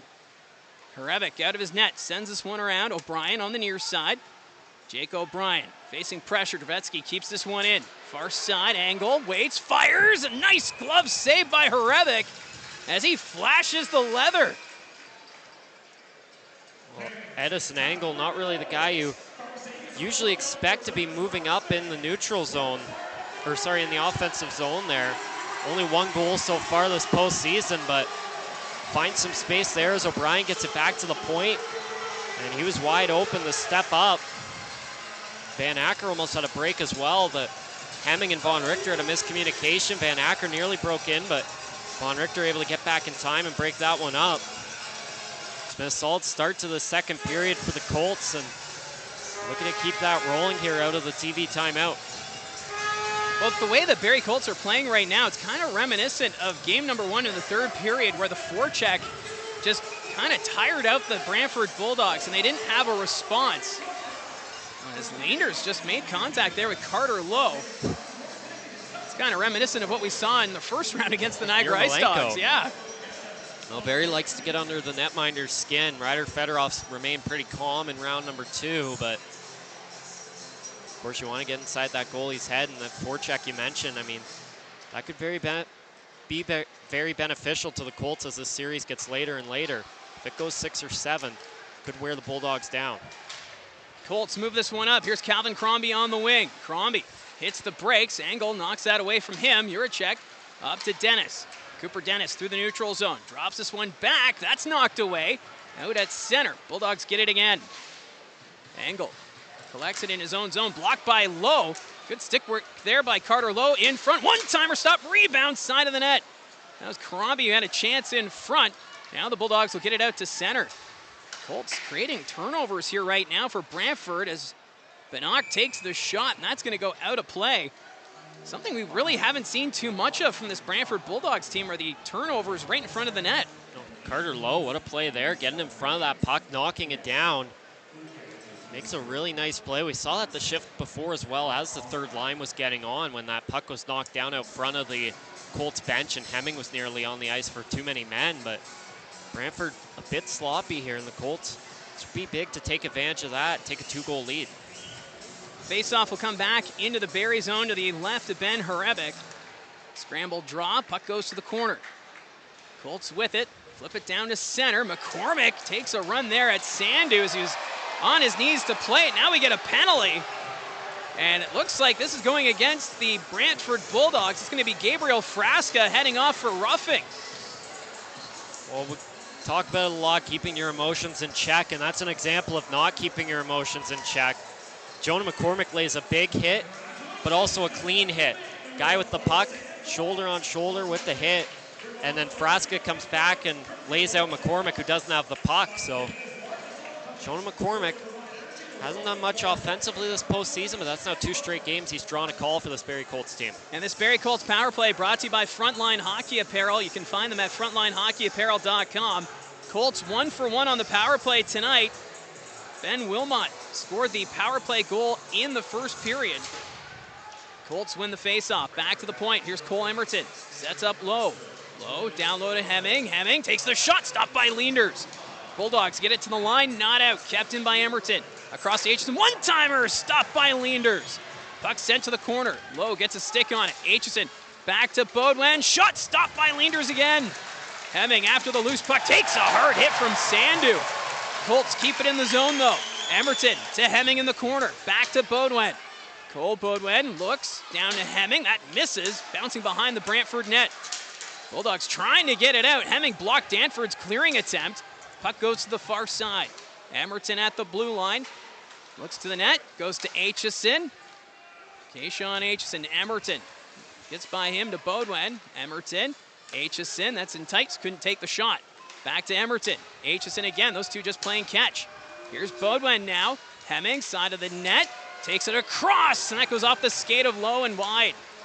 Emerton again at the blue line. Now goes to Baudouin. Baudouin to Hemming. Baudouin at the point.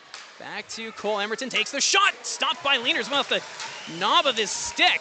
Hemming has it behind the net. Passes it back to Aitchison. That one a little off target. Aitchison with it off the half boards. Skates to the middle. Back to Baudouin. Baudouin fires. That's blocked. Loose puck. Shot by Hemming. Stopped by Leanders. A quick whistle as that puck was still loose. But we'll get a face-off with 33 seconds left in the power play.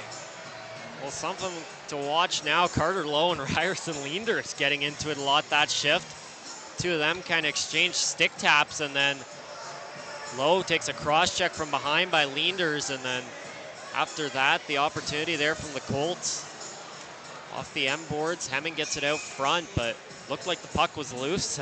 Second time this series that controversy has came up. Yeah, and game number 1 was a delayed call. The Colts thought they had a goal, but disallowed. Power play continues here for Barrie. At the point, Salandra, near side Gardner. One-timer stop, rebound, puck's loose. They jam at it, puck comes back to the point. Vaughn Richter keeps it in.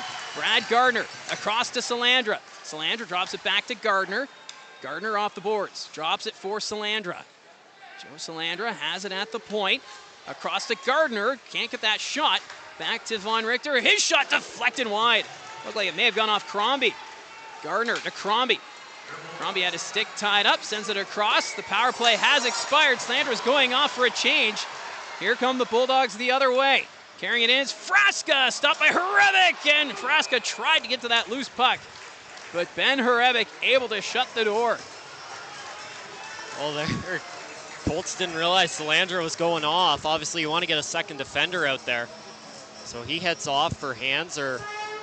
Man, can Joe Salandra pass a puck? Couple of great passes there across to Brad Gardner for a couple one-timer opportunities. And Barrie, I mean, yeah, you don't score there, but had some good chances, had some good pressure as well. Try and carry that over, keep things rolling here after that power play. Well, you got to figure Brad Gardner must be feeling pretty good right now getting that goal, because he had a couple of great chances on that man advantage. Well, the 2 one-timers, the faked one-timer as well. He came close a couple times. Leanders had to make a couple tough saves on that power play. Face-off won by the Colts. Vaughn Richter gets to the line, not out, kept in by Angle. Angle goes to O'Brien. A lot of traffic in front. O'Brien shot wide of the net. Hands are after the loose puck in the corner, battling there with Bannock. Jaden Newton drops it back to Hanser. Vaughn Richter behind his own net. Facing pressure, goes back to his defense partner. Hanser up the wing. Newton chips it in the zone, so no icing. Leanders out of his net. Leaves it there for his defense. Here's O'Brien through the neutral zone with speed. He's got Van Acker with him. O'Brien shot stopped by Horevic. Angle gets it again here for the Bulldogs. Goes to Drevetsky. Drevetsky's shot blocked by Zabeski. Bannock along the far boards. Settles it down. At the point, that's blocked by Schneid. Angle gets it down low to O'Brien. O'Brien comes out of the corner. Still with it. At the point, goes to Angle on the near side. There's the shot from the point. Delayed call against Brantford, or Barrie. Puck scrambling. Horevic makes the save, and now we're going to get the whistle. I think the original call was going to Aitchison. It's going to be for roughing. As there was quite the battle in front. Yeah, Aitchison, kind of similar to game 1, just getting a bit too physical right near that crease. Takes out a Brantford player, and then Bulldogs weren't happy. They thought they still had possession of that puck when the whistle was called. So that's now 3. Nothing like a little controversy. Have you heard the bulldog barking? The bulldog barking? Yeah, there's an actual dog here, like there a bulldog. Is? Yeah. Where is it? It's like you can't see it, but it's down there. Oh, and like, it's barking. Oh, that's cool. Ruff, ruff. This game's rough. Oh no. You're welcome. We used that so much off air, and now you got to use it on air. I had my opportunity, and I went for it. So power play for Brantford. Roughing. It's already 1 for 2 on the man advantage here. Drevetsky sets up at the point. Drevetsky to Luchenko. Luchenko down low, side of the net. Fraska stopped by Horevic. Dennis gets it at the point for the Bulldogs. Sends this one to the far side to Paquette. Back to Dennis. Cooper Dennis sets up Drevetsky. Drevetsky over to Paquette. Here's Drevetsky again in the high slot. Passing this one ahead, puck's bouncing. Luchenko with possession. Jet Luchenko to the net, deflected across, and then the Colts, they're able to get this one out. 1:13 left in the power play for the Bulldogs. Both teams make changes. Drevetsky skates it up, drops it back to Dennis. Cooper Dennis reaches center, skates it in over to Bannock. Adam Bannock to the corner, back to O'Brien. Jake O'Brien settles it down, goes back to Bannock. Bannock to net, takes the shot. Herbert got a shoulder on it. Puck sent ahead, Colts get to it, and they're gonna clear it down the ice. 45 seconds still to go in the penalty to Kayshawn Aitchison. Drevetsky will skate this one up, backhand pass to O'Brien. O'Brien carrying it in here for Brantford, sends this one across. Picked up there by Juracek. Juracek to O'Brien. O'Brien skates to the middle. Back over to Juracek, who's on the half boards. Back to O'Brien at the point.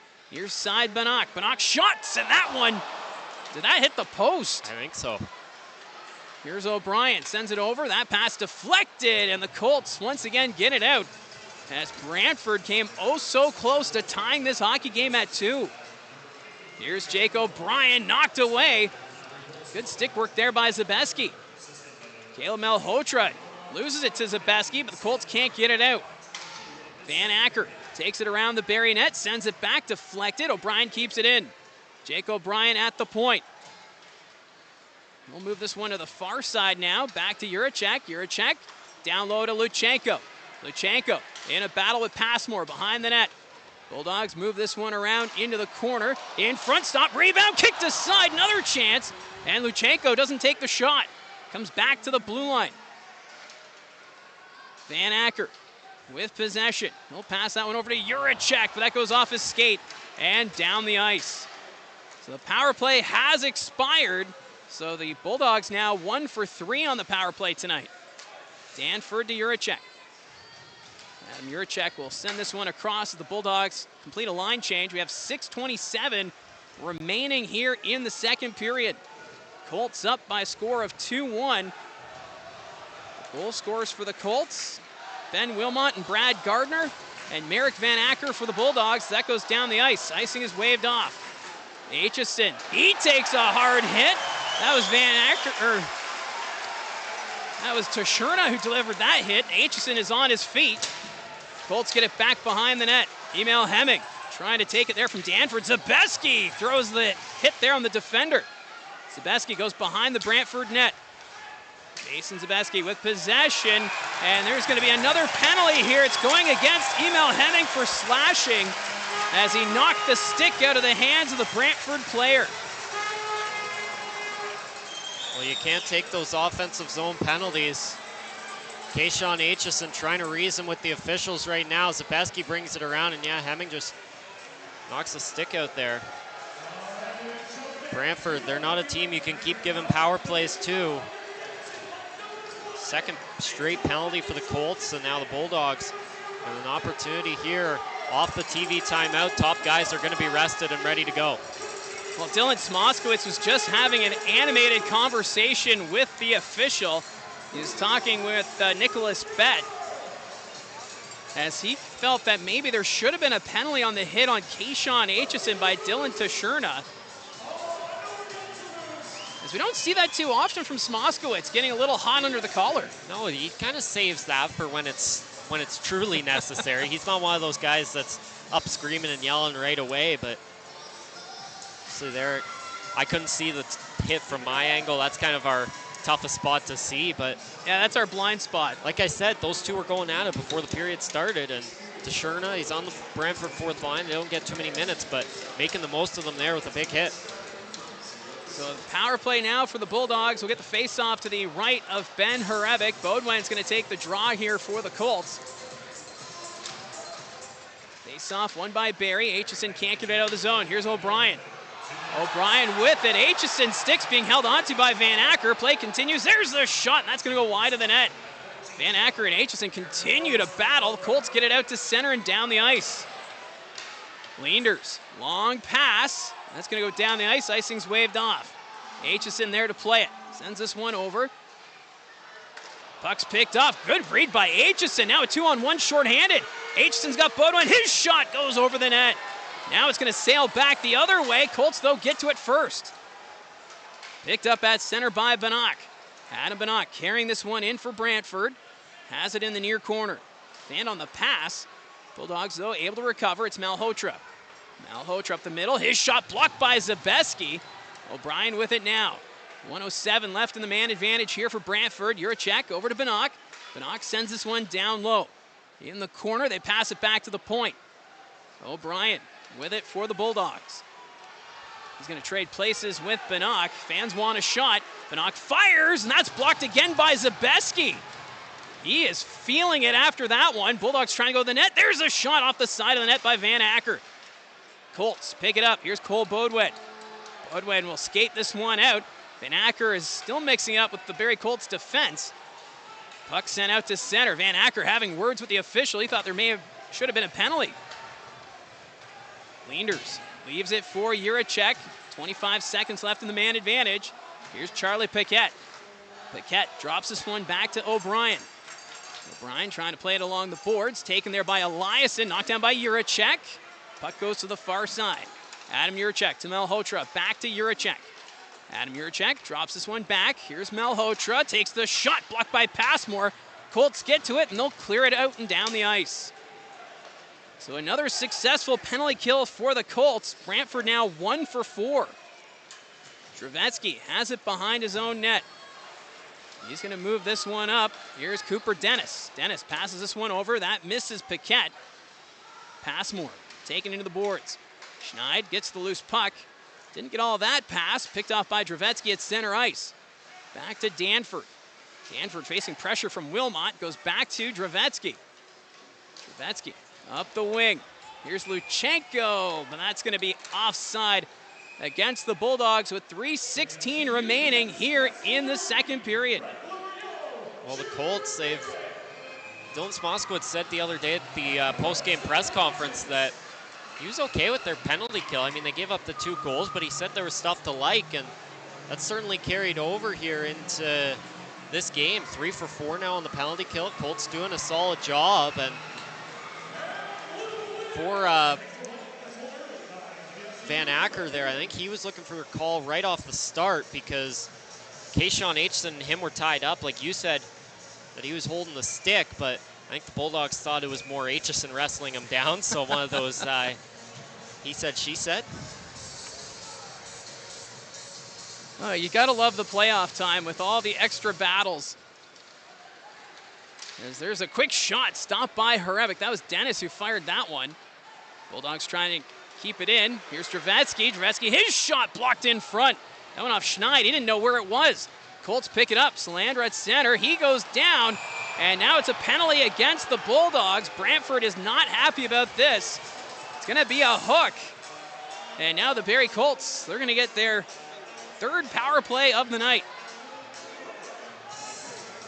Well, that looked pretty clear. He took Salandra down there. The Colts weren't happy beforehand because they thought the faceoff should be down in the offensive zone. It wasn't. It was right by the Brantford bench.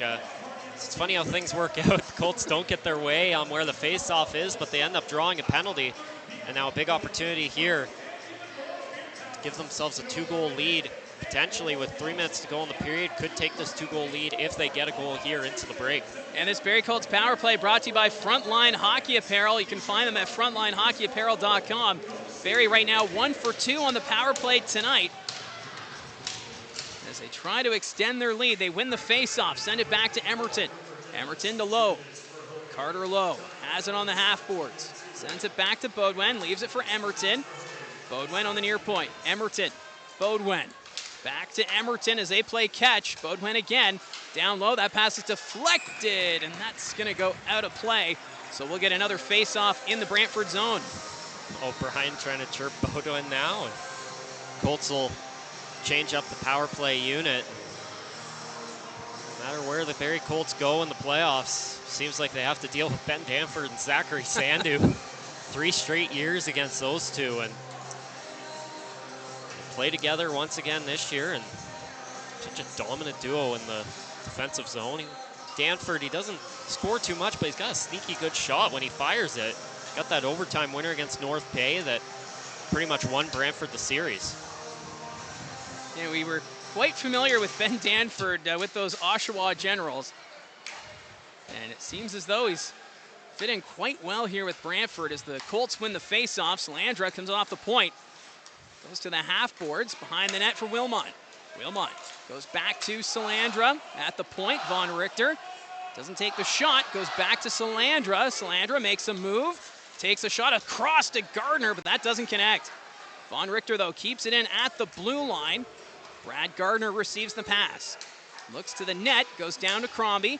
Crombie to Von Richter. Von Richter moves it up. Gardner one-timer, and that's going to go over the net, and that'll sail out to the neutral zone. Out to center ice. Here is Joe Salandra on the wing. Takes the hit from Sandu. Wilmot to the middle, to the net. Leanders stretches across. The puck was loose for a moment as Crombie was trying to get that puck.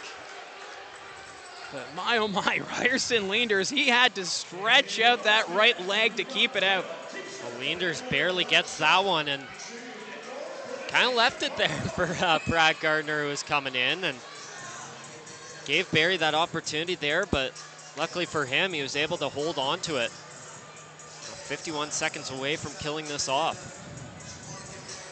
So the top power play unit back on the ice for the Barrie Colts. Cole Baudouin's going to take the draw to the left of Ryerson Leanders. Caleb Malhotra will line up against him. Puck comes back to the point. Colts keep it in. Puck's bouncing. Sending it out is Malhotra. Emerton over to Cole Baudouin. Baudouin charges into the zone, trying to keep it away from Paquette from his knees. Goes to Lowe. Carter Lowe on the near side.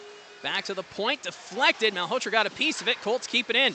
Emerton Aitchison, one-timer scores! Sean Aitchison with the blast on the power play. And the Barrie Colts, they now have a 2-goal lead. It's 3-1. Well, with that goal, Sean Aitchison has made more Barrie Colts history, leading the Barrie Colts in all-time goals by a defenseman in franchise history come playoff time. That is his 12th career playoff goal. And it's set up the same way so many of Sean Aitchison's power play goals are. Baudouin comes up to the point, gets it across to Emerton, steps up, sends it across for Aitchison, who's ready to fire it. Leanders comes across, Aitchison takes it to the other side, and the Colts have a 2-goal lead.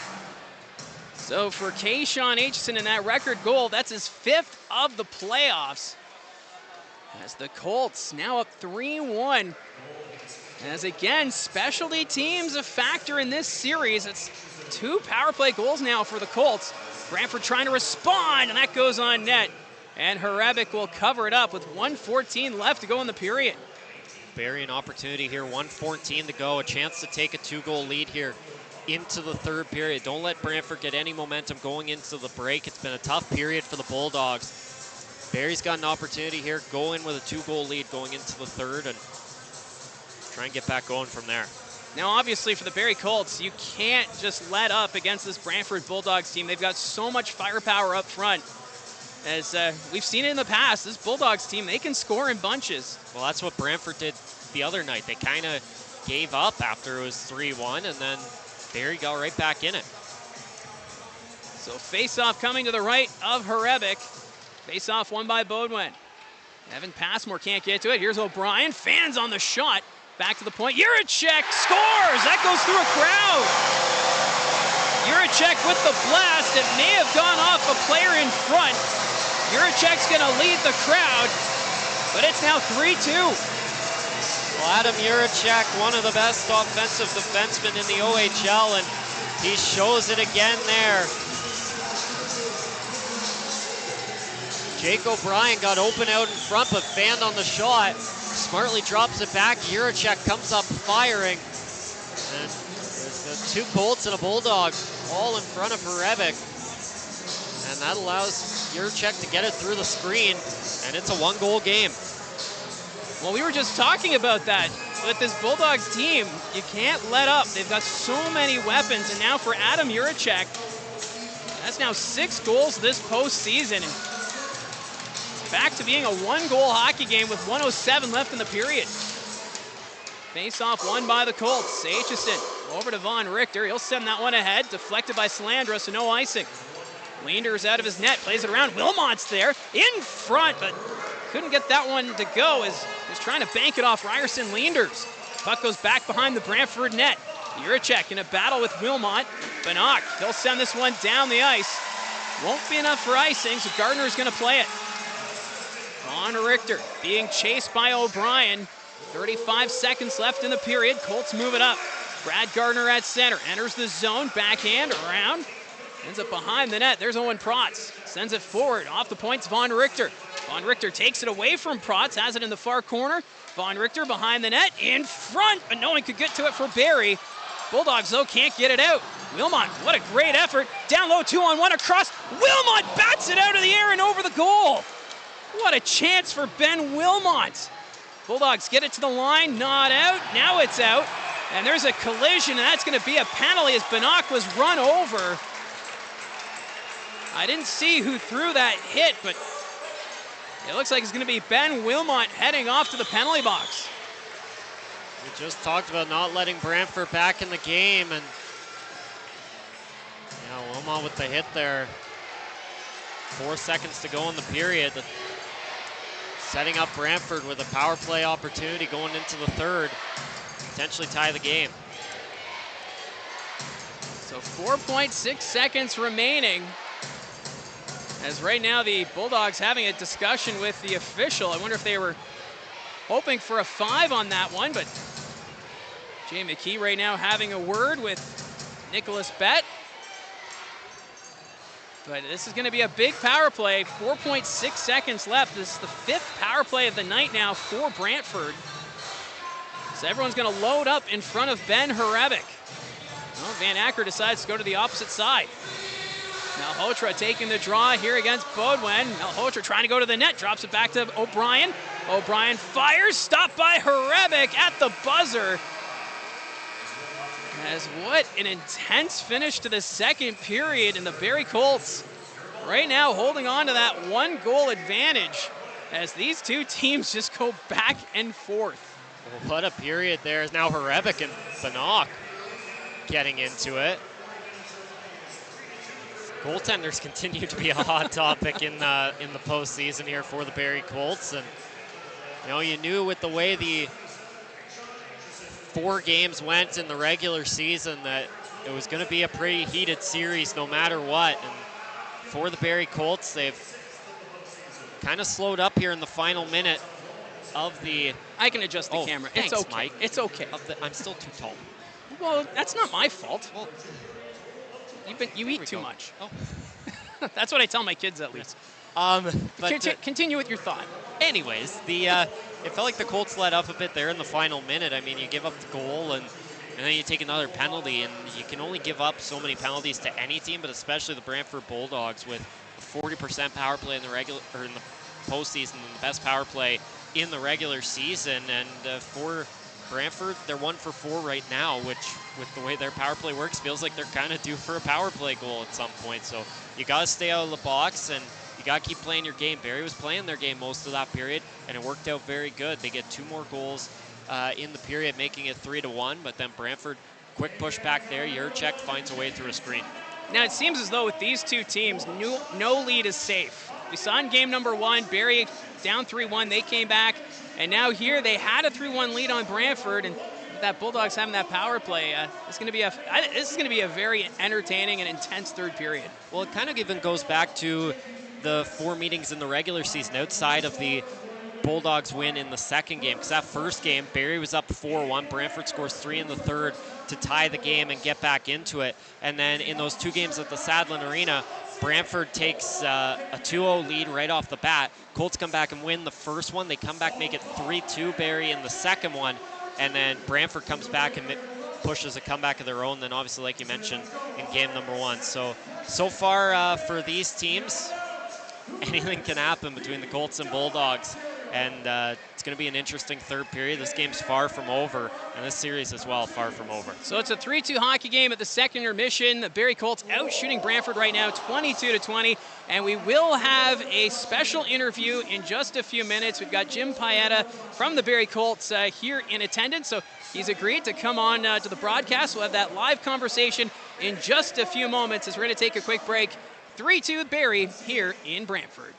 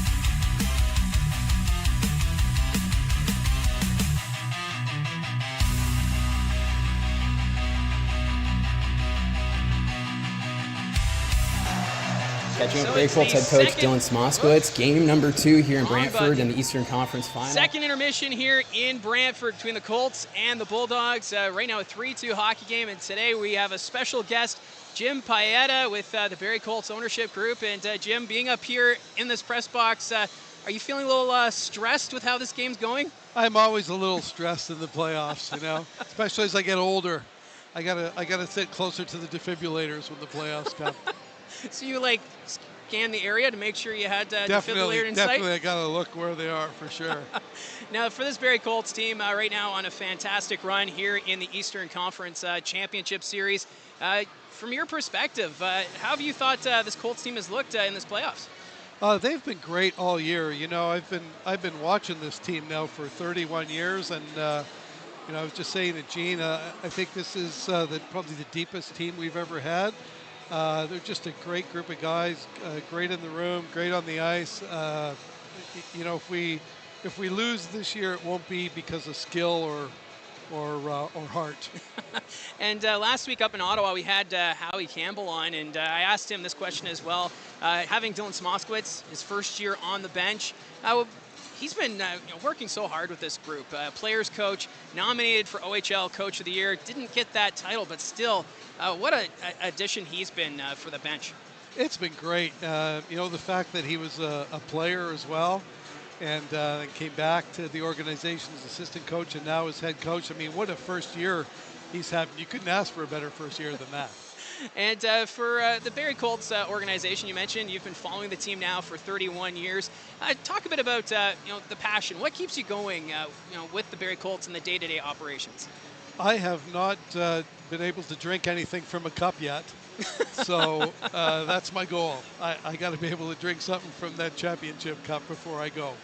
And for your experiences with this team so far, what stands out to you as something that's been a highlight in your career with the team? Oh, there's been so many moments, so many great moments on the ice, but some great ones off the ice too. We do a lot of work in the community, and that's been very rewarding. And the group of guys that we have every year, they're always great in the community, and there's been way too many moments to point out one or two. Well, I know my kids, they get quite excited whenever the Colts come to the school. And the school visits, they go out to all the different schools in the city of Barrie, and you just see the smile on those kids' faces. And obviously, then they can come to a Colts game, and it's kind of that bond when they can see them in their school and then see them out on the ice. Yeah, absolutely. Just thinking of your previous question there's one moment that did stick out in my mind. Back when we were facing London in Game 7 of Round 4, and we lost with 0.1 seconds left in the game. That one will stick with me forever. That one's a painful one. That's a painful one. That's not a good moment. That's a painful one. Well, when I came to Barrie, that was a lot of the fans were talking to me about that. They're like, "Oh, you should have been here for that London series," but we don't talk about that last second. Outside of that, that was such a great team with Scheifele, Ekblad, and all that. But, I know that's been etched into the minds of Colts fans. Yeah, that was a heartbreaker. I hope we don't face anything like that this year. Well, this run has been quite entertaining so far, and the fans have been coming out in droves. And I know from our perspective in the broadcast booth, we usually see you running around doing a lot of the behind-the-scenes stuff. I don't think you sit too often during the games. I do. I'm pretty lucky. By the time this time of the year comes along, everything's running pretty good. I mean, there's always something going on, but I'm pretty lucky. I do get to watch most of the games, so that's pretty good. Yeah, and now you're coming here on the road as well and taking in the different venues. Obviously, the Saddlein Arena, favorite rink, but with your travels, what rinks stood out to you as maybe something that's been a favorite? There's some great rinks in the league. Yeah, I've never, I think in 18 years with the team now, I've missed one away playoff game. I think Oshawa's got a great building. Kingston's got a great building. Windsor, Kitchen. There's lots of great rinks, and every rink has its own character. Yep. And this rink certainly does, that's for sure. Well, I was just going to say the character at this rink is something special. But of course, they got that new rink being built in the parking lot. A lot of dust here with the crews working like just steps away from the arena. Yeah, absolutely. That's pretty exciting for the ownership group here and all the fans to be able to get a new rink. That's awesome. And having the team come here in a new building right away, that's pretty awesome. Yeah, it's going to be great to see what happens going forward for this Brantford Bulldogs team. But right now we are in the second intermission. The Barrie Colts up by 1. When we were talking to Howie, he gave a prediction on that game when he was on the broadcast. Do you want to give a prediction here, or you want to play it safe? He gave a prediction. He did, okay, and he that's said pretty bold. he even said overtime in the broadcast, and we were a little. You don't say that. I'm not going to jinx anything. I have no predictions except I hope to be going home with a smile. That's all. Well, there you go. Well, Jim, thank you very much for doing this, Pleasure. and best of luck the rest of the way. Thank you. So that's Jim Payette with the Barrie Colts ownership group. We're going to take a quick break. It's right now 3-2 Barrie here at the second intermission.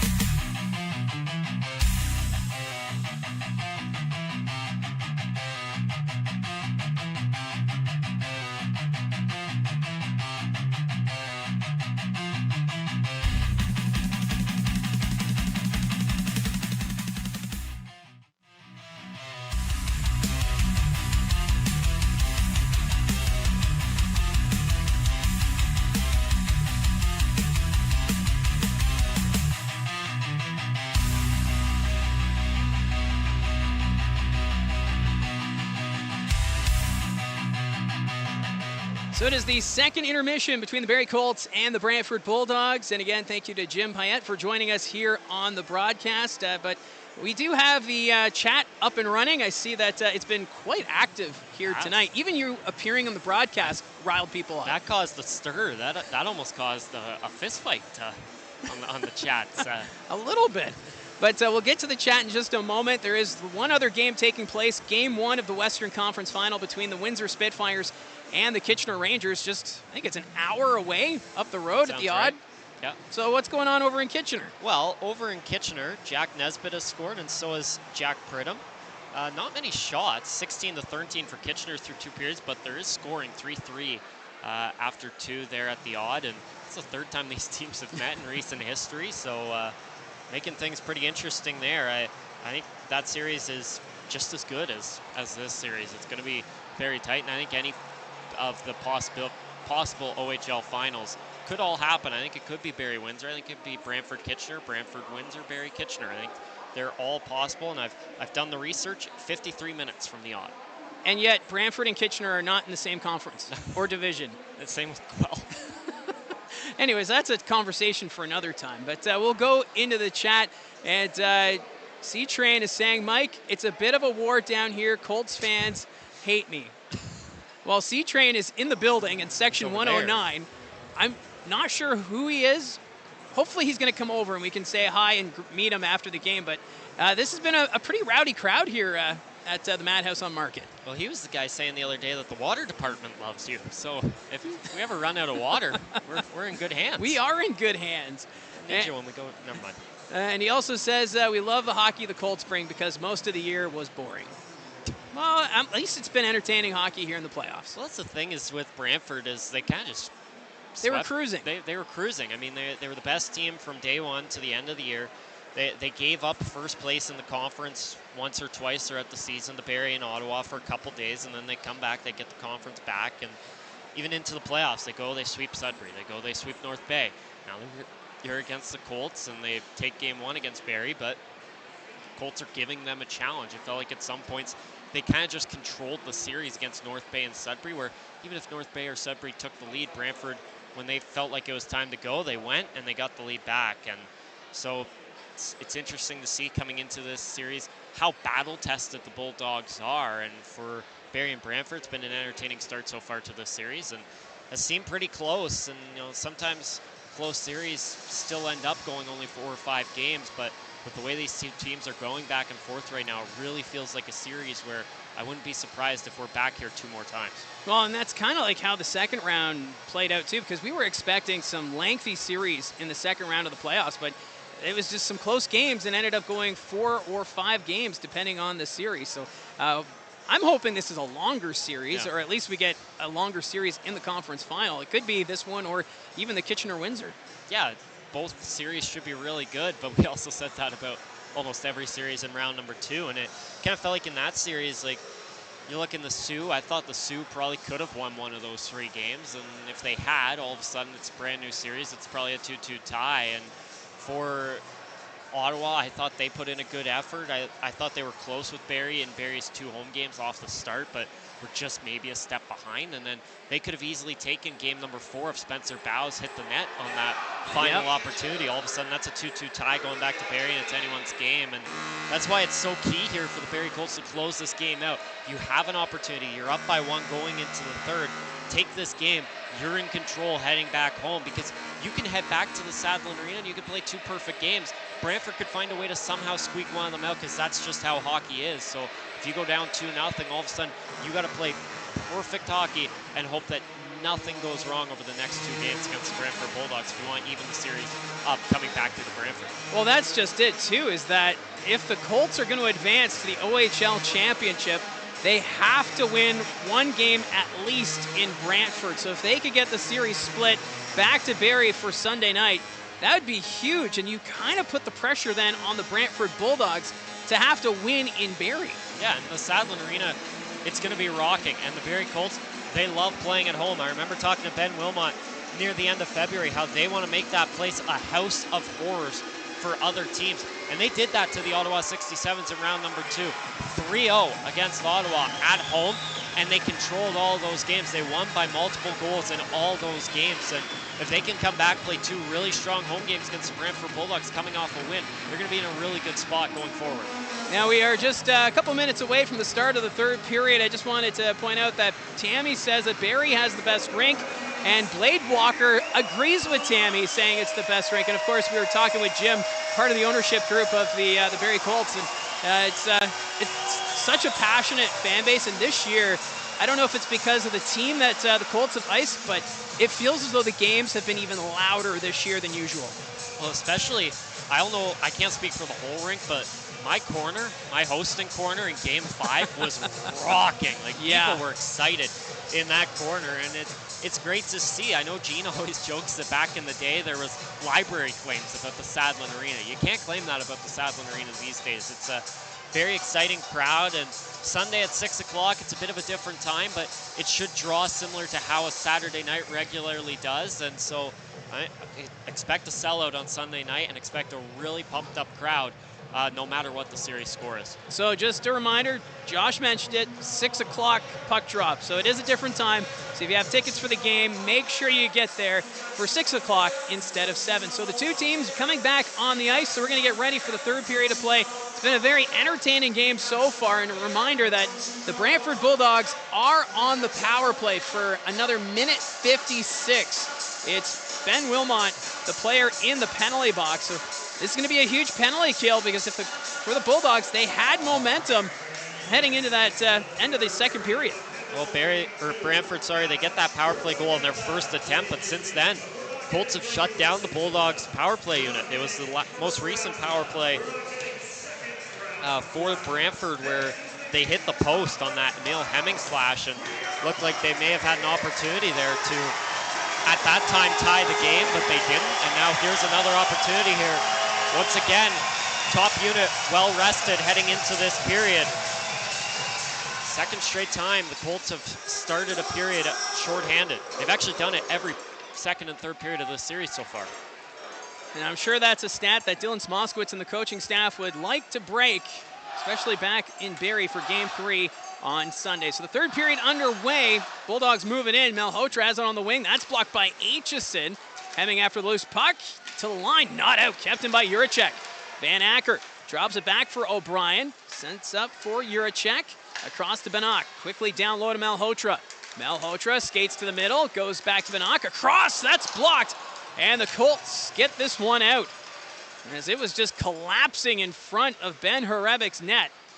Bulldogs with possession once again. 1:10 still to go in the power play. Juracek will drop this one back to Banach. Adam Banach picks up speed through center. Over to Malhotra. Malhotra trying to protect that puck. Sends it back. Blocked by Lowe. And Carter Lowe, once again, great stick work. Gets this one down the ice. So 50 seconds still to go in the penalty to Wilmot. Bulldogs forced deep in their own zone. O'Brien drops it back to Banach. Banach through the neutral zone. Passes this one over. Malhotra couldn't handle the pass, and that's knocked down the ice. Leanders will send this one around. Van Acker waits for it at the point. He's got Beaudoin in the way. There's a shot over the net. Malhotra wired that one, and that ends up going out of play. And this faceoff will come back with 23 seconds still to go in the man advantage. A great start to this period for Barrie. They haven't given up a shot yet to this Bulldogs power play, and they get the top unit off the ice. Great work by the Colts, and Beaudoin and Hemming playing most of that. Really the only one opportunity for Brantford is that Banach sending it across and having an opportunity, trying to get one of the Brantford players out in front to get a touch on it, but it goes wide and the Colts clear it. Face-off won by the Bulldogs. Paquette, his pass deflected, and that's going to go down the length of the ice. So Brantford not able to get much of anything on this latest power play. 9 seconds remaining. Cooper Dennis hits the brakes. Loses it to Gardner. Paquette keeps it at the point. Across to Danford. Danford drops it back. Dravetsky's pass deflected. Paquette hasn't. The power play has expired. Bulldogs, though, still in the offensive zone. Down low is Danford. That's deflected. Here's Cooper Dennis. He'll come back to the point. Dennis rides the blue line, takes the shot. That goes wide of the net. That bounces, and Horebek will cover it up. And Kayshawn Aitchison giving a bit of a glove hand there to the face of Jet Luchenko, who's got that bucket on his face. I think that was a double team there. I think Von Richter had a glove of his own going there. That'd be the worst, having the player glove in your face like that. Oh. But no penalties as a right. Yeah, no thanks. See, my son plays hockey, and his bag's already bad enough. Oof. Can't imagine the gloves. So 17:47 still to go here in the third period. Brantford not able to capitalize on their latest power play. They're now 1 for 5 on the man advantage. Face-off to the left of Horebek. Luchenko taking the draw against Jaden Newton. Face-off won by the Bulldogs. Here's Van Acker. Trying to go to the net. Blocked by Von Richter. Along the boards. Crombie gets a stick on it. Von Richter with it. He'll put it across to Aitchison. Colts get it down the ice. Puck's bouncing. Protz knocked away by Crombie. Leanders came out with his net. Schneid nearly got it as the puck was loose at the side of the goal. Bulldogs trying to get it out. They'll send this one forward. That pass is deflected. Crombie takes the hit, gets it in the Brantford zone. O'Brien back to Protz. Up ahead, Luchenko at center ice. Chips this one forward. Schneid dumps this one in. Protz will regroup in his own zone. Carrying it in. That's Sandu. He's going to dump it into the near corner. Justin Hanser's there for the Colts. He'll send this one around. Salandra on the far side. He'll put this one out to center. Collected by Gardner. Flips this one towards the net. Leanders tried to play it. Puck bounced to the corner. Bulldogs with possession. Gardner's in the way. Keeps it in. Ben Wilmot gets this one down low. Back to the line. Passmore. Passmore, his shot on net. And Leanders makes the save as he had Ben Wilmot skating right in front. Now Wilmot trying to set up that screen for Passmore there to shoot it. Coming close. That'll be the first official shot of the period. It was 22-20 after 2, and Barrie should get credited with one there. You would think. Well, they've adjusted 3 of the goals tonight, adding assists. So they've missed a couple of the assists tonight. Well, they just put the shot up, so it is in fact 23-20. Face off here to the left of Leanders. Gardner's going to take the draw. Face off won by Brantford. They send it around. Danford passes this one forward. That doesn't connect with Bannock. Salandra back into his own zone. Flips it back into the Brantford end. Danford, he'll play it. It was delayed offside, so we're going to get the whistle. And we'll bring the face-off outside the Brantford blue line. Well, one of the best parts of the conference finals, Bobby Orr Trophy, I believe is in attendance. I haven't officially seen it, but it should be here somewhere. Well, they were posting pictures of the Wayne Gretzky Trophy at the Odd in Kitchener tonight. So it should be here, and then that means we get to take more photos with it in Game 3. Well, I don't know where they have their TV set here in Brantford, so maybe they have it in the press box over there. They probably have it with Duthie. Probably. Because I don't think they have like a hosting set here. No. The host just kind of walks around and... Yeah, because she's been walking back and forth. Yeah. Anyways, face off to the left of Herebeck. Colts will move it out. Here's Emil Hemming. Hemming reaches center. Hits the brakes. Hemming sends it around the boards. Baudouin behind the Brantford net. Cole Baudouin with possession. Comes back to the point. Takes the shot. Scores! Cole Baudouin! What a shot. Wired that one right under the bar. And the Barrie Colts, they're up 4-2. What a shot from Cole Baudouin. Another point for the Barrie Colts co-captain. It's wearing the C tonight. He's got 2 goals in the series, and both of them have come from up on the point. That one wasn't really the point, but you know what I mean. In the middle of the zone there. I understand. Fires the shot. What a wrister on Cole Baudouin. Extending the lead to 2. A huge goal for the Colts there. That shot looked like it had a vapor trail. Ooh. Like it had so much heat. So for Cole Baudouin, that's now, where'd he go? 9 goals in the playoffs. I'm looking at my chicken scratch quickly. Puck's bouncing into the Barrie zone. There to play it is Calvin Crombie. Crombie gets the line and out. Lowe with the hit on Luchenko. Carter Lowe picks it up at center ice. Passes this one ahead to Aitchison. Aitchison had Juracek coming at him. Avoids the hit. At the blue line, Von Richter. Sends it to the net, deflected behind the goal. Schneid can't get to it. Picked up by Juracek. Juracek gets this one down the ice. Icing waved off, so Von Richter back to play it. Sends this one ahead to Crombie.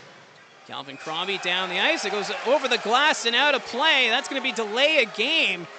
So Calvin Crombie's going to head off, and the Brantford Bulldogs going back on the power play. Those are the penalties that pretty disappointing to take. Crombie didn't have too much pressure on him, just flipped it over, and now for Brantford, another opportunity to take advantage of the Colts penalty kill here. Get back in this game. Von Richter just sends it up the boards, and Crombie has it. O'Brien's coming from behind. He just flips it over top. Well, I don't know if you can see this, but Kayshawn Aitchison was putting his stick on the chest of Van Acker, trying to get him all agitated. And as that battle continues, face-off won by the Bulldogs. Back to the point, Juracek. Over to Bannock. Down low, Malhotra. Malhotra across, taken by Hemming, and he's going to get this one down the ice. I think those two should drop the gloves at some point this series. Aitchison and Van Acker. I'm curious how many fights did Van Acker have this season? See, I don't think he's had a fight. Huh. Maybe he has. He looks like he could hold his own. He probably could. Bulldogs moving this one around, but that pass again taken away by Hemming. Good stick work there. And that's going to relieve the pressure. The power play for Barrie now down to 1:20. So the Bulldogs on their 6th power play tonight. They're 1 for 5. In the last couple of power plays, the Barrie Colts, They've done a great job on the penalty kill, really not giving Brantford much to work with. Juracek has it at the point. Juracek goes to Malhotra. Malhotra to Juracek. That passes off target. Juracek across. Banach tried to bat that one out of the air. Banach has it in the far side. Back to the line. O'Brien backtracks to the near point. There's the one-timer. Banach couldn't connect. Malhotra on the far side. Passes one back to O'Brien. O'Brien, high slot, one-timer, and that's deflected over the net. That was Malhotra who fired it, and the Colts get it down the ice. Chasing after it here is Brad Gardner. Gardner shorthanded, goes around the Brantford net, back to the point. Picked up here, shorthanded. Beaudoin, shot, scores! Cole Beaudoin does it again. It's now 5-2, and this time it's shorthanded with a great effort by Brad Gardner. Wow. What a play by Brad Gardner and Carter Lowe as well. Lowe, the one in the defensive zone, able to knock that puck out back the other way. And then Gardner, acting like he's going to kill this puck, draws 3 Bulldogs, leaving Beaudoin wide open. He beats Leenders, finds the back of the net. Barrie now up by 3. They have survived. They've killed off, as long as they survive the next 26 seconds, they'll have killed off 5 straight Brantford power plays. Well, you mentioned it. 3 Bulldog players caught watching Brad Gardner. They didn't see Beaudoin coming charging off the bench. As Beaudoin now 10 goals in this postseason. Here's Dravetsky and his shot on goal. Hrebic makes the save. He's going to hold on with 12 seconds still remaining in the power play for Brantford.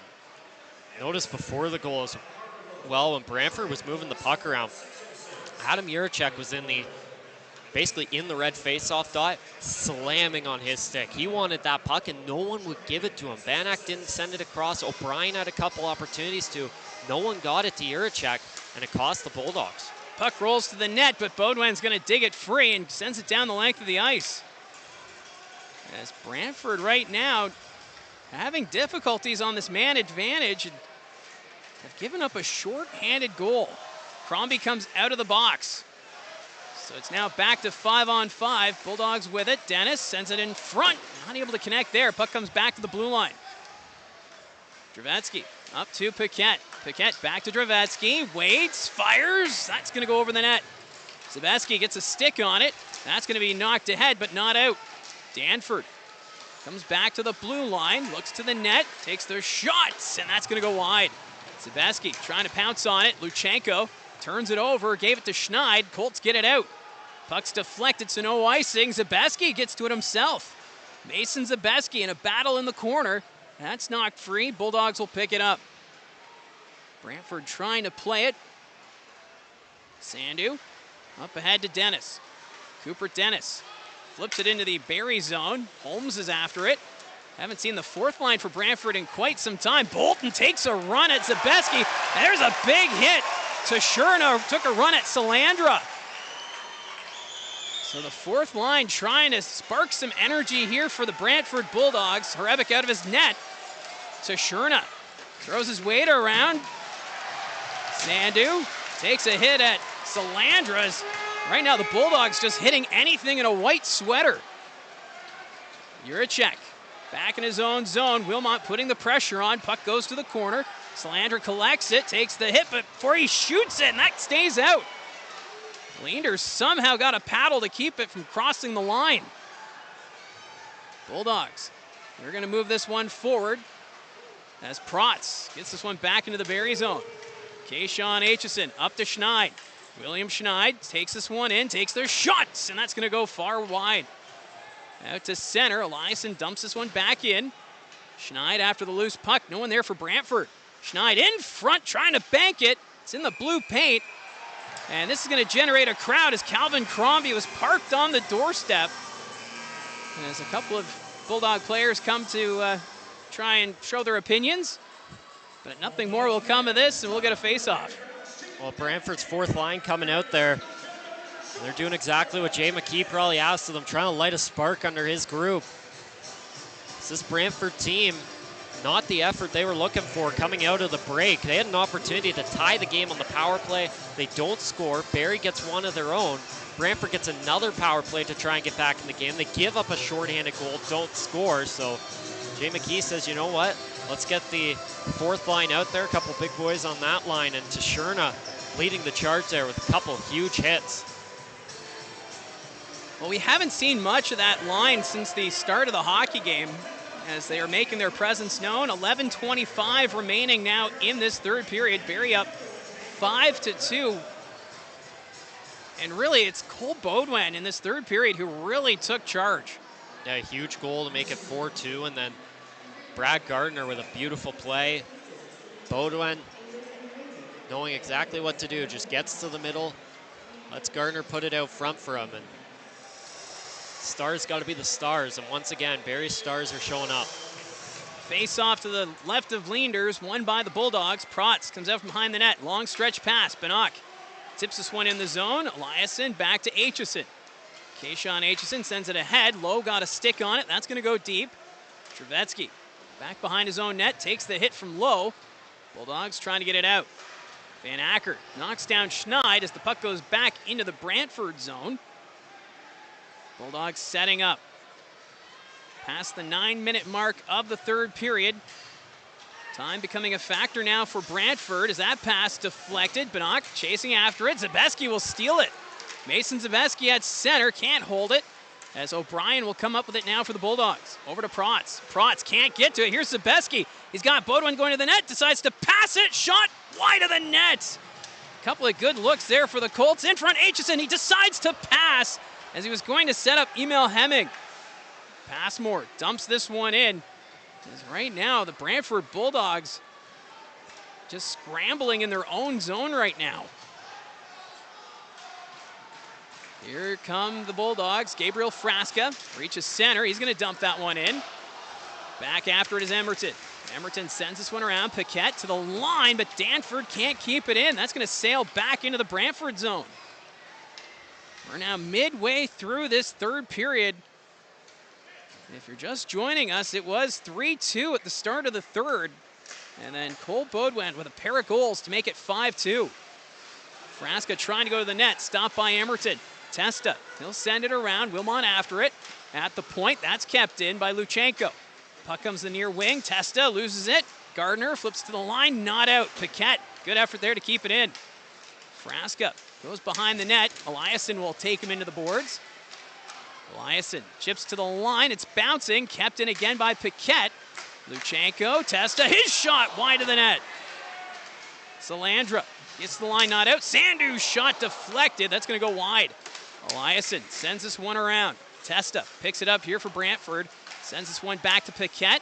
Danford fires, stopped by Horevic. Salandra sends this one ahead. Frasca trying to keep it in. Testa fires. That's going to go wide. Ends up back behind the Barrie net.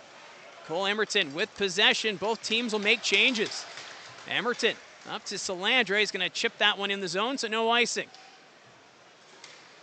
Brantford comes out from behind the net. Owen Protz up to Luchenko. Picks up speed. Luchenko carrying this one in. Takes the shot. Stopped by Horevic. As Jet Luchenko had the momentum through center and found a lane and went for it. Now Luchenko trying to use his speed there, set something up. Line's looking a bit different for Brantford.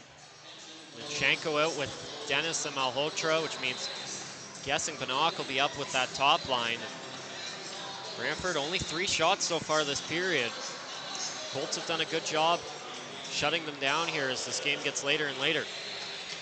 So 8:41 remaining in this hockey game as the Bulldogs trying to get back in this one. Face-off won by the Colts. Hanser, he's going to get this one out down the ice. Protz is there for the Bulldogs. Up ahead to Dennis. He lost sight of it. Protz keeps it away from Schneid.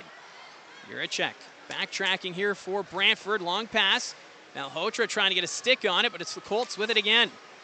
Von Richter. He'll send this one forward. Luchenko picks it off. He'll skate it in. Luchenko back to Malhotra. Malhotra trying to go to the net. Blocked by Crombie, and he's just going to clear it. Icing indicated, and yep, they're going to call icing. I lost sight of the linesman there in the corner. It was close. Danford got put in a sticky situation there where he wanted to slow down, but if he slowed down too much, they would have said he didn't try, and it was close, but it was icing, and Colts have to keep the same guys out there. Brantford gets their top line out. And switching up the D pairing as well. You want to get Juracek as many shifts as possible, so he's going to come out with Danford. There's some confusion on who should be out on the ice. Carter Lowe will come out. And the Colts, it looked like they were trying to make that late change on the icing as Carter Lowe is going to take the draw here for the Colts against Jake O'Brien. So get some instructions here. Face-off won by the Colts. Von Richter back to Hanser. Von Richter gets it again for the Colts, puts it off the end boards. Colts with it.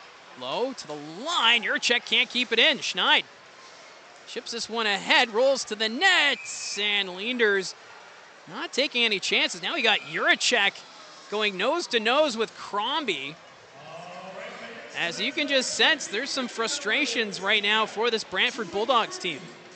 Well, it kind of goes back to Choo-Choo's comments about how the rest of the year have been boring. I mean, Brantford, they kind of just controlled things in those first 2 rounds, and this is kind of unfamiliar territory for them. Down by 3 to this Colts team that's out there hitting everything they see, and frustration kicking in for a Brantford team that, as of right now, is a perfect 9-0 in the playoffs. Well, there was a game up in Sudbury. I don't know if it was game 3 or 4, but the Wolves, they had a 2-goal lead or a 3-goal lead, and then the power plays. Now, Brantford scored 4 goals, I think, in the third overtime, and they were all on the power play. So for the Barrie Colts, they got to stay disciplined if they're going to hold on to this lead, because this Bulldogs team, if you keep giving them chances, they could burn you, as Baudouin has it. He does a lap in the offensive end, right now sitting on 2 goals. Baudouin, now he's done a full circuit. He's knocked over. Sebeski trying to play it. Baudouin gets up, and he's got it again. He's got like a magnet on his stick. And now the puck's going to be sent out of play. 7:31 remaining. Well, this top line out there, great job working it around there. Barrie looking for the kill shot now. By 3, 7:30 to go. It's not all about offense, but Barrie can control the puck here like they were there. They're going to be in a good spot. So both teams will make changes. Big face-off coming to the left of Leenders. Shots now 26-23 for the Barrie Colts. Gardner is going to come in, take the draw, up against Jet Luchenko. So they step in here. Face-off won by the Colts. Passmore at the point. He's going to send this one around. Colts dig it free. Back to the blue line for Passmore. That's deflected. Salandra trying to get a stick on it. Wilmot. He's taking in the boards. Bulldogs with possession. Dennis will get it out. Aitchison puts it right back into Brantford territory. Bulldogs, Juracek up the wing, diving there with Salandra. Takes that pass attempt away from Malhotra. Juracek again, deep in his own zone. Back to Protz. Protz to Dennis. Up to Luchenko. Luchenko to Dennis, to the lane. Stopped by Hrebeck. Colts right away get on that puck, and they send it down the length of the ice. And right now doing those quick line changes is the clock just ticking away here on Brantford. Malhotra puts this one across. No one there for the Bulldogs. Carter Lowe will send this one around. Schneid trying to play it, deflected. Here's Danford. Danford sends this one in the zone. Eliasson back behind his own net. Up ahead, Crombie takes a whack at it. O'Brien keeps it in. He'll drop this one back to Malhotra. Malhotra to Dravetsky, back to Malhotra to the net. Knocked away by Emerton. Wraparound. That's at the side of the goal. Eliasson can't keep it. Emerton, though, digs it free. Here's Calvin Crombie. Crombie's going to dump this one in. Goes off for a change. No icing again. Ben Danford. Deep in his own zone. He's going to move this one up. Near side. Here's Van Acker. Van Acker drops this one back to O'Brien. O'Brien takes the hit there from Baudouin. Banach towards the net. Danford lost the handle of it. Trubetsky keeps it at the blue line. Up to Banach. Banach sends this one across, and the Bulldogs can't keep it in. That's going to be offside, and they'll bring this face-off outside the Barrie blue line. The Colts with an opportunity here to even the series up. 5.5 minutes away from doing so, and Brantford starting to push. Final opportunity for them here, and you look back on that series last year, the Oshawa Generals, this is obviously different because it's going to be a split if Barrie holds on. But Oshawa, they win the first two, and then they kind of take that momentum into Oshawa, and they've got home ice, and they roll through and they win the next two games. And for Barrie, obviously they can't win the series on home ice, but bringing it back home with a 1-1 series tie, especially with the win coming in the most recent game, they got the momentum. They're starting to feel good. And you saw last game, Brantford, they let Barrie back into the game in the third period. Barrie ties it. Yeah, Brantford wins it, but Barrie felt really good about their third period. So here now, an opportunity in the next 5.5 minutes. Keep shutting down Brantford. Don't let them feel good going into game 3.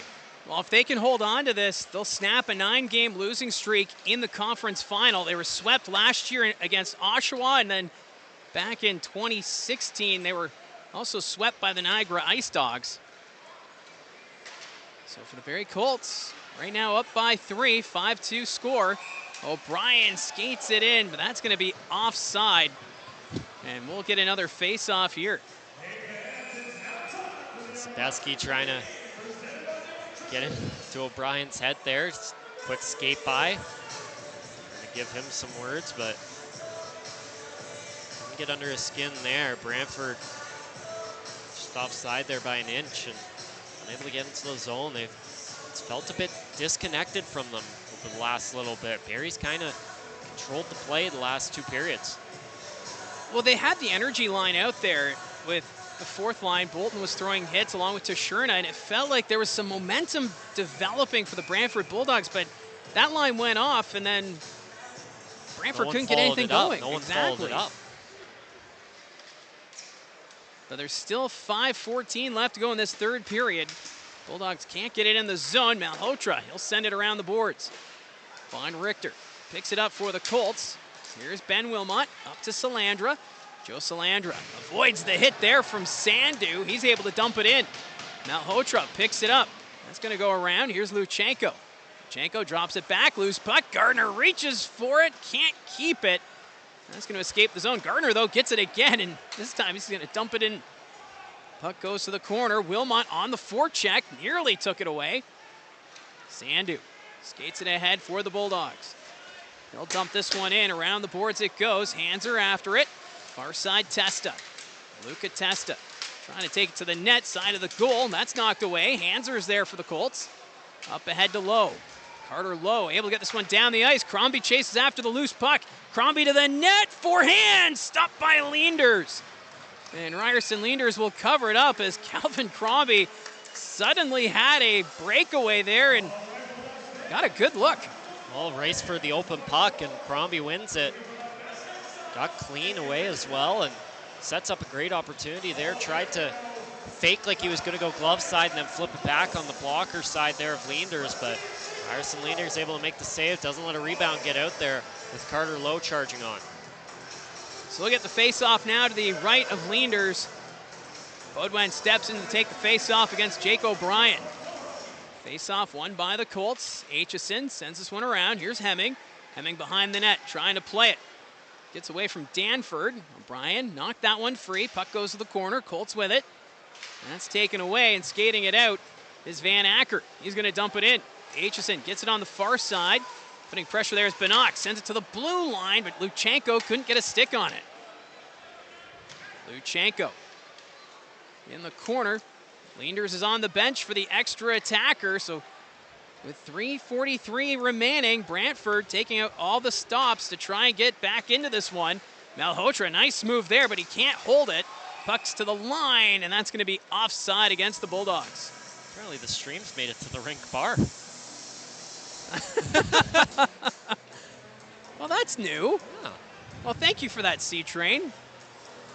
I actually learned, I didn't realize that at the Horsepower Bar and Grill, they have our audio in there. So the people watching from in the restaurant and eating, they can hear us. Really? I didn't realize that. I've been doing Colts games for 9 years, and I had no idea. Yeah, and there was the one game earlier this year where there was actually an issue and they could hear inside the control room. Oh. Yeah, you don't want to hear what's going on in the control room. Josh wasn't there that day, so it was okay, but... So that's going to be an offside call, and we'll get another face-off. Leander still on the bench. And C-Train saying 1-1 the series. Please set up a 109 for Game 5. We will make accommodations. Well, we will see what we can do going Maybe we'll forward. just buy tickets next game. We'll do the broadcast in section 109. Sounds like a lot of fun over there. It's apparently pretty exciting, and there's Colts fans there too. That's going to go down the ice, and now an icing call against the Colts as they tried to go for that empty cage. As the clock slowly ticking away. I figured it out because the other game, Josh had me go in there because apparently they couldn't hear you guys, so that was an issue. But, Well, Liam didn't know either. Yeah, so for those that didn't know, you can go in the Horsepower Bar and Grill and you can listen to us. To the home broadcast. Yeah. At home, you can't go right now, obviously. They're closed. don't try that. Yeah, because they're only open on game days. So we're going to try this face-up. Whoa, Van Acker just dragged Aitchison down to the ice. Those two are actually going to go off for a penalty. As Kayshawn Aitchison, he's been having words with Van Acker and got the best of Merrick Van Acker, and he just dragged him to the ice. So it's going to be unsportsmanlike for both players, and looks like it should be 4-on-4 now. The Colts are going to switch things up. Baudouin and Hemming are going to come out. They're going to change the line, and then they're going to get Eliason to join Von Richter. And I think it's going to go 5-on-4 with the empty net. Colts will take that. Yeah. Get Van Acker off the ice. 3:11 left. Brantford down by 3. It's been a pretty slow couple of minutes here with a lot of whistles. As Banach sends it back to O'Brien. Here's Banach again towards the net. His pass deflected, bouncing, and Baudouin can't get it out. Juracek was there. Sends it ahead to Banach. Banach back to Juracek. One-timer, and that's going to go wide of the net. Banach gets the rebound back at the blue line, sets up Juracek. Back to Banach. Banach sends it down low to Malhotra. His shot stopped by Hrebeck. Banach back to Juracek, scores! Ben Hrebeck is upset. He thought there was goaltender interference. But if this counts, it's now 5-3. Well, Hrebeck was down. We'll have to get another angle to see if the Colts want to look at it. And Dylan Smoskowitz pointing over to Cole Baudouin to get him over there. As the refs are discussing it. Take another look. The one-timer by Juracek. Can't see how Hrebeck went down. Well, we'll have to wait and see. Cole Baudouin was having a conversation with the officials. Wonder if the Colts are going to challenge this one. So the officials are at the timekeeper's bench. Right now, Mac Nichol, the referee, having a word with Dylan Smoskowitz. So we'll wait and see. Looks like it's going to stand. Yeah, I guess they're not going to challenge this one. So it's going to be a 5-3 hockey game from the looks of it. So they're not going to challenge this one, so that should be Juracek, as that's his second of the night. And the Brantford Bulldogs, they're now within 2. Juracek 7 goals in the playoffs. So we're getting a little more drama here to end this one. Here's Hemming. Leanders is back in the net. Hemming, his shot hits the side of the goal. Juracek behind his own net. He'll pass this one forward. Leanders makes his way to the bench for the extra attacker. Luchenko enters the zone, but that's going to be offside against the Bulldogs. A big goal for Brantford there. They still got a bit of time to work with. 2:30 to go. 2:23 to be exact. And this Brantford team, they're really talented. You give them the opportunity here, they can score a couple more goals in the next couple minutes. Leanders back in his net. He's right now standing between the hash marks. Kind of surprised Brantford's not going to take a timeout here. Luchenko forces it into the Barrie zone. Leanders goes back into his crease as Von Richter will pick it up. Von Richter up ahead to Gardner. Puts that one off the glass. Here's Carter Lowe. Lowe will send it in. Leanders behind his own net. Leaves it for Juracek. Leanders now making a sprint to the bench. So it's going to be a 5-on-4 situation here as Luchenko skates this one in. Luchenko sends it ahead. Hanser trying to get a stick on it. Lowe puts it back behind his own net. Von Richter after it. Sends this one down the ice, and that's going to bounce. Going to wave off the icing. They're going to say Juracek could have played it. Adam Juracek skates this one up. 1:45 remaining. Here's Banach. He's got speed up the middle. Sends it forward. Hanser will find it, and he'll clear it down the ice. Two penalized players, Van Acker and Aitchison. They're going to come out of the box in 22 seconds. Here's Caleb Malhotra. Malhotra skates this one in for Brantford, gets by Hanser. Malhotra in front, blocked there by Von Richter. Back to the blue line, Banach. Banach sets up Juracek. Juracek to Banach. Banach, Juracek, one-timer, and that's blocked by Beaudoin. Beaudoin sacrificing the body there. The two penalized players are out. That's going to be sent down the ice by Beaudoin. They're going to wave off the icing. Van Acker has to play it. We're now at the final minute of the third period. Colts up by 2. The net is empty. Here is O'Brien. O'Brien towards the net, has it in the corner, sends it back to Dennis. Cooper Dennis in the corner, puts it off the end boards.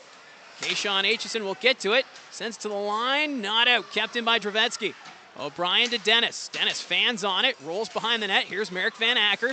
Van Acker behind the goal, goes to Banach. Banach in front, O'Brien. Van Acker comes in front, trying to tuck it around. It's loose. They jam at it, and we get the whistle as both Van Acker and O'Brien tried to get it. It was just sitting there, and we're now down to 29.3 seconds. Adam Juracek wasn't on the ice there for Brantford. They're finally going to put him on now. Not sure why you'd keep that guy off the ice right now. Brantford switching a couple things up. Dennis and Dravetsky come off. I think Luchenko is the forward that came on. Faceoff will come to the left of Hrebeck. Luchenko versus Beaudoin in the faceoff dot, but now we're going to get a late timeout call here from Jay McKee. So this is going to go down to the wire. Big faceoff. Of course, Ryerson Leander's out of his net. The Colts trying to steal one here in Brantford to even the series at 1 before we go back to Barrie Sunday evening at 6 o'clock. Big opportunity here for the Colts to take home ice and have control in this best of 7 series. Two of the best teams in the OHL, and the majority of people knew this one was going to be tight. And I think there were some people that, based off Brantford's expectations throughout the year as well as their performance, figured Brantford would probably easily get through. But Dylan Smoskowitz said before the series started, you're crazy if you think we're underdogs in this series. These are two really good teams, and the Barrie Colts have certainly proved that over the first 2 games here. So the face-off coming to the left of Ben Hrebeck. Luchenko against Beaudoin. Big face-off won by the Colts. Aitchison, he's going to send it out down the ice, flipped up by Zabeski. Zabeski chasing after it, hits the brakes, empty net, takes the shot. That's blocked by Banach. Adam Banach gets it out. That's center, passes it up to O'Brien. 13 seconds remaining. O'Brien towards the net. Van Acker picks it up here for the Bulldogs. He'll drop this one back to Luchenko. Aitchison plays it around. Malhotra's stick busted on him. Puck's in front. Hemming to Zabeski. 1 second left, and that will do it. As the Barrie Colts win on the road, and they have tied this series at 1 apiece. Well, a great effort from the Colts tonight, from the opening puck drop all the way to the finish. The Brantford Bulldogs opened the scoring thanks to Merrick Van Acker. Ben Wilmot got a quick response, and Barrie didn't trail the rest of the way. They pick up the win, 5-3, a huge win. Take control, and they've got an opportunity heading home to the Sadlin Arena to potentially be up 3-1 heading back to Brantford if they can control home ice and win both their home dates. And for being the away team, the Barrie Colts, they have to win 1 game at least on the road if they want to advance to the OHL final. And with this victory, now all the pressure is on the Brantford Bulldogs, because now they have to win at least 1 game up in the Sadlin Arena. And that arena, it's going to be rocking Sunday night. Can't wait for that atmosphere. But what an effort here tonight by this Barrie Colts team. Yeah, we talked about it in the second intermission that at the end of the day, the Barrie Colts, they really want to make it a hard place to play, a really tough place to play, the Sadlin Arena. They did a good job of that down the stretch, and they're going to have an opportunity here to keep that going. It's a sold-out crowd on Sunday at the Sadlin Arena, and it's going to be a super exciting atmosphere, especially the fact that this series is tied at 1. That crowd's going to be rocking.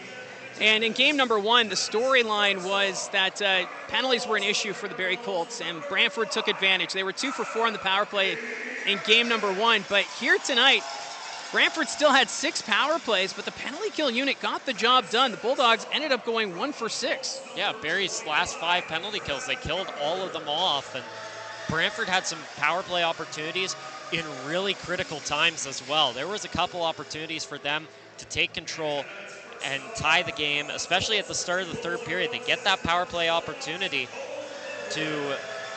off the penalty from Wilmot. I don't know why people are running behind us. Makes me nervous. I got distracted. Anyway, off the penalty from Wilmot at the end of the period, they have a power play, a chance to tie. They can't get the job done. Barrie does a good job on the penalty kill. Barrie gets a goal, then the delay a game call against Calvin Crombie. Cole Baudouin goes and scores a shorthanded goal. That was the true point in this game where the Barrie Colts took control, and Cole Baudouin led the charge once again for Barrie. And the Colts also handing Brantford their first loss of the postseason. So Brantford now 9 for 1 in the playoffs. So let's take a look at the 3 stars of the game, presented by Craighurst Crossing by Georgian Communities. New homes, minutes from North Barrie, where inspired living meets small town charm. Your 3rd star tonight, Adam Juracek of the Brantford Bulldogs. He had 2 goals. He was lights out with that shot. And you mentioned at the end, we're kind of surprised he wasn't on the ice. He wasn't on for like 2 minutes there. It's a little surprising. Yeah, and then your 2nd star, Brad Gardner of the Barrie Colts, a goal and an assist. We were wondering when would he wake up, and he got that spark, and he looked great. Yeah, great game for Brad Gardner. I think one that he really needed. A couple amazing plays and a beautiful backhander to set up Cole Baudouin. That may have been the play of the night. And Cole Baudouin, your 1st star of the game, 2 goals, 1 assist. He had that wicked shot that had the vapor trail and even that shorthanded goal. So Cole Baudouin takes over the hockey game in the 3rd period, and more importantly, gives the Barrie Colts the 5-3 victory. He was all over the ice again tonight. Him and Emil Hemming, just an amazing effort from the 2 of them. Even shorthanded, it was them and then it was Gardner and Lowe. Those were the 2 duos out there for the Barrie Colts, and at the end of the day, it was Baudouin and Hemming again doing a great job on that penalty kill. So that's the final score here from the TD Civic Center. The Barrie Colts, they win 1 on the road. Series tied at 1. The game on Sunday, remember, it's a 6 o'clock puck drop. If you have tickets, you'll want to stay focused on that. It's not 7, it's 6 o'clock, and we will also have the broadcast on Rogers TV. Pre-game show at 5:30. There you go, 5:30 pregame. So anyways, for Josh McCann and Gene Pereira, Mike Poirier saying so long from Brantford. It's a 5-3 final for the Colts, and they've tied this series at 1.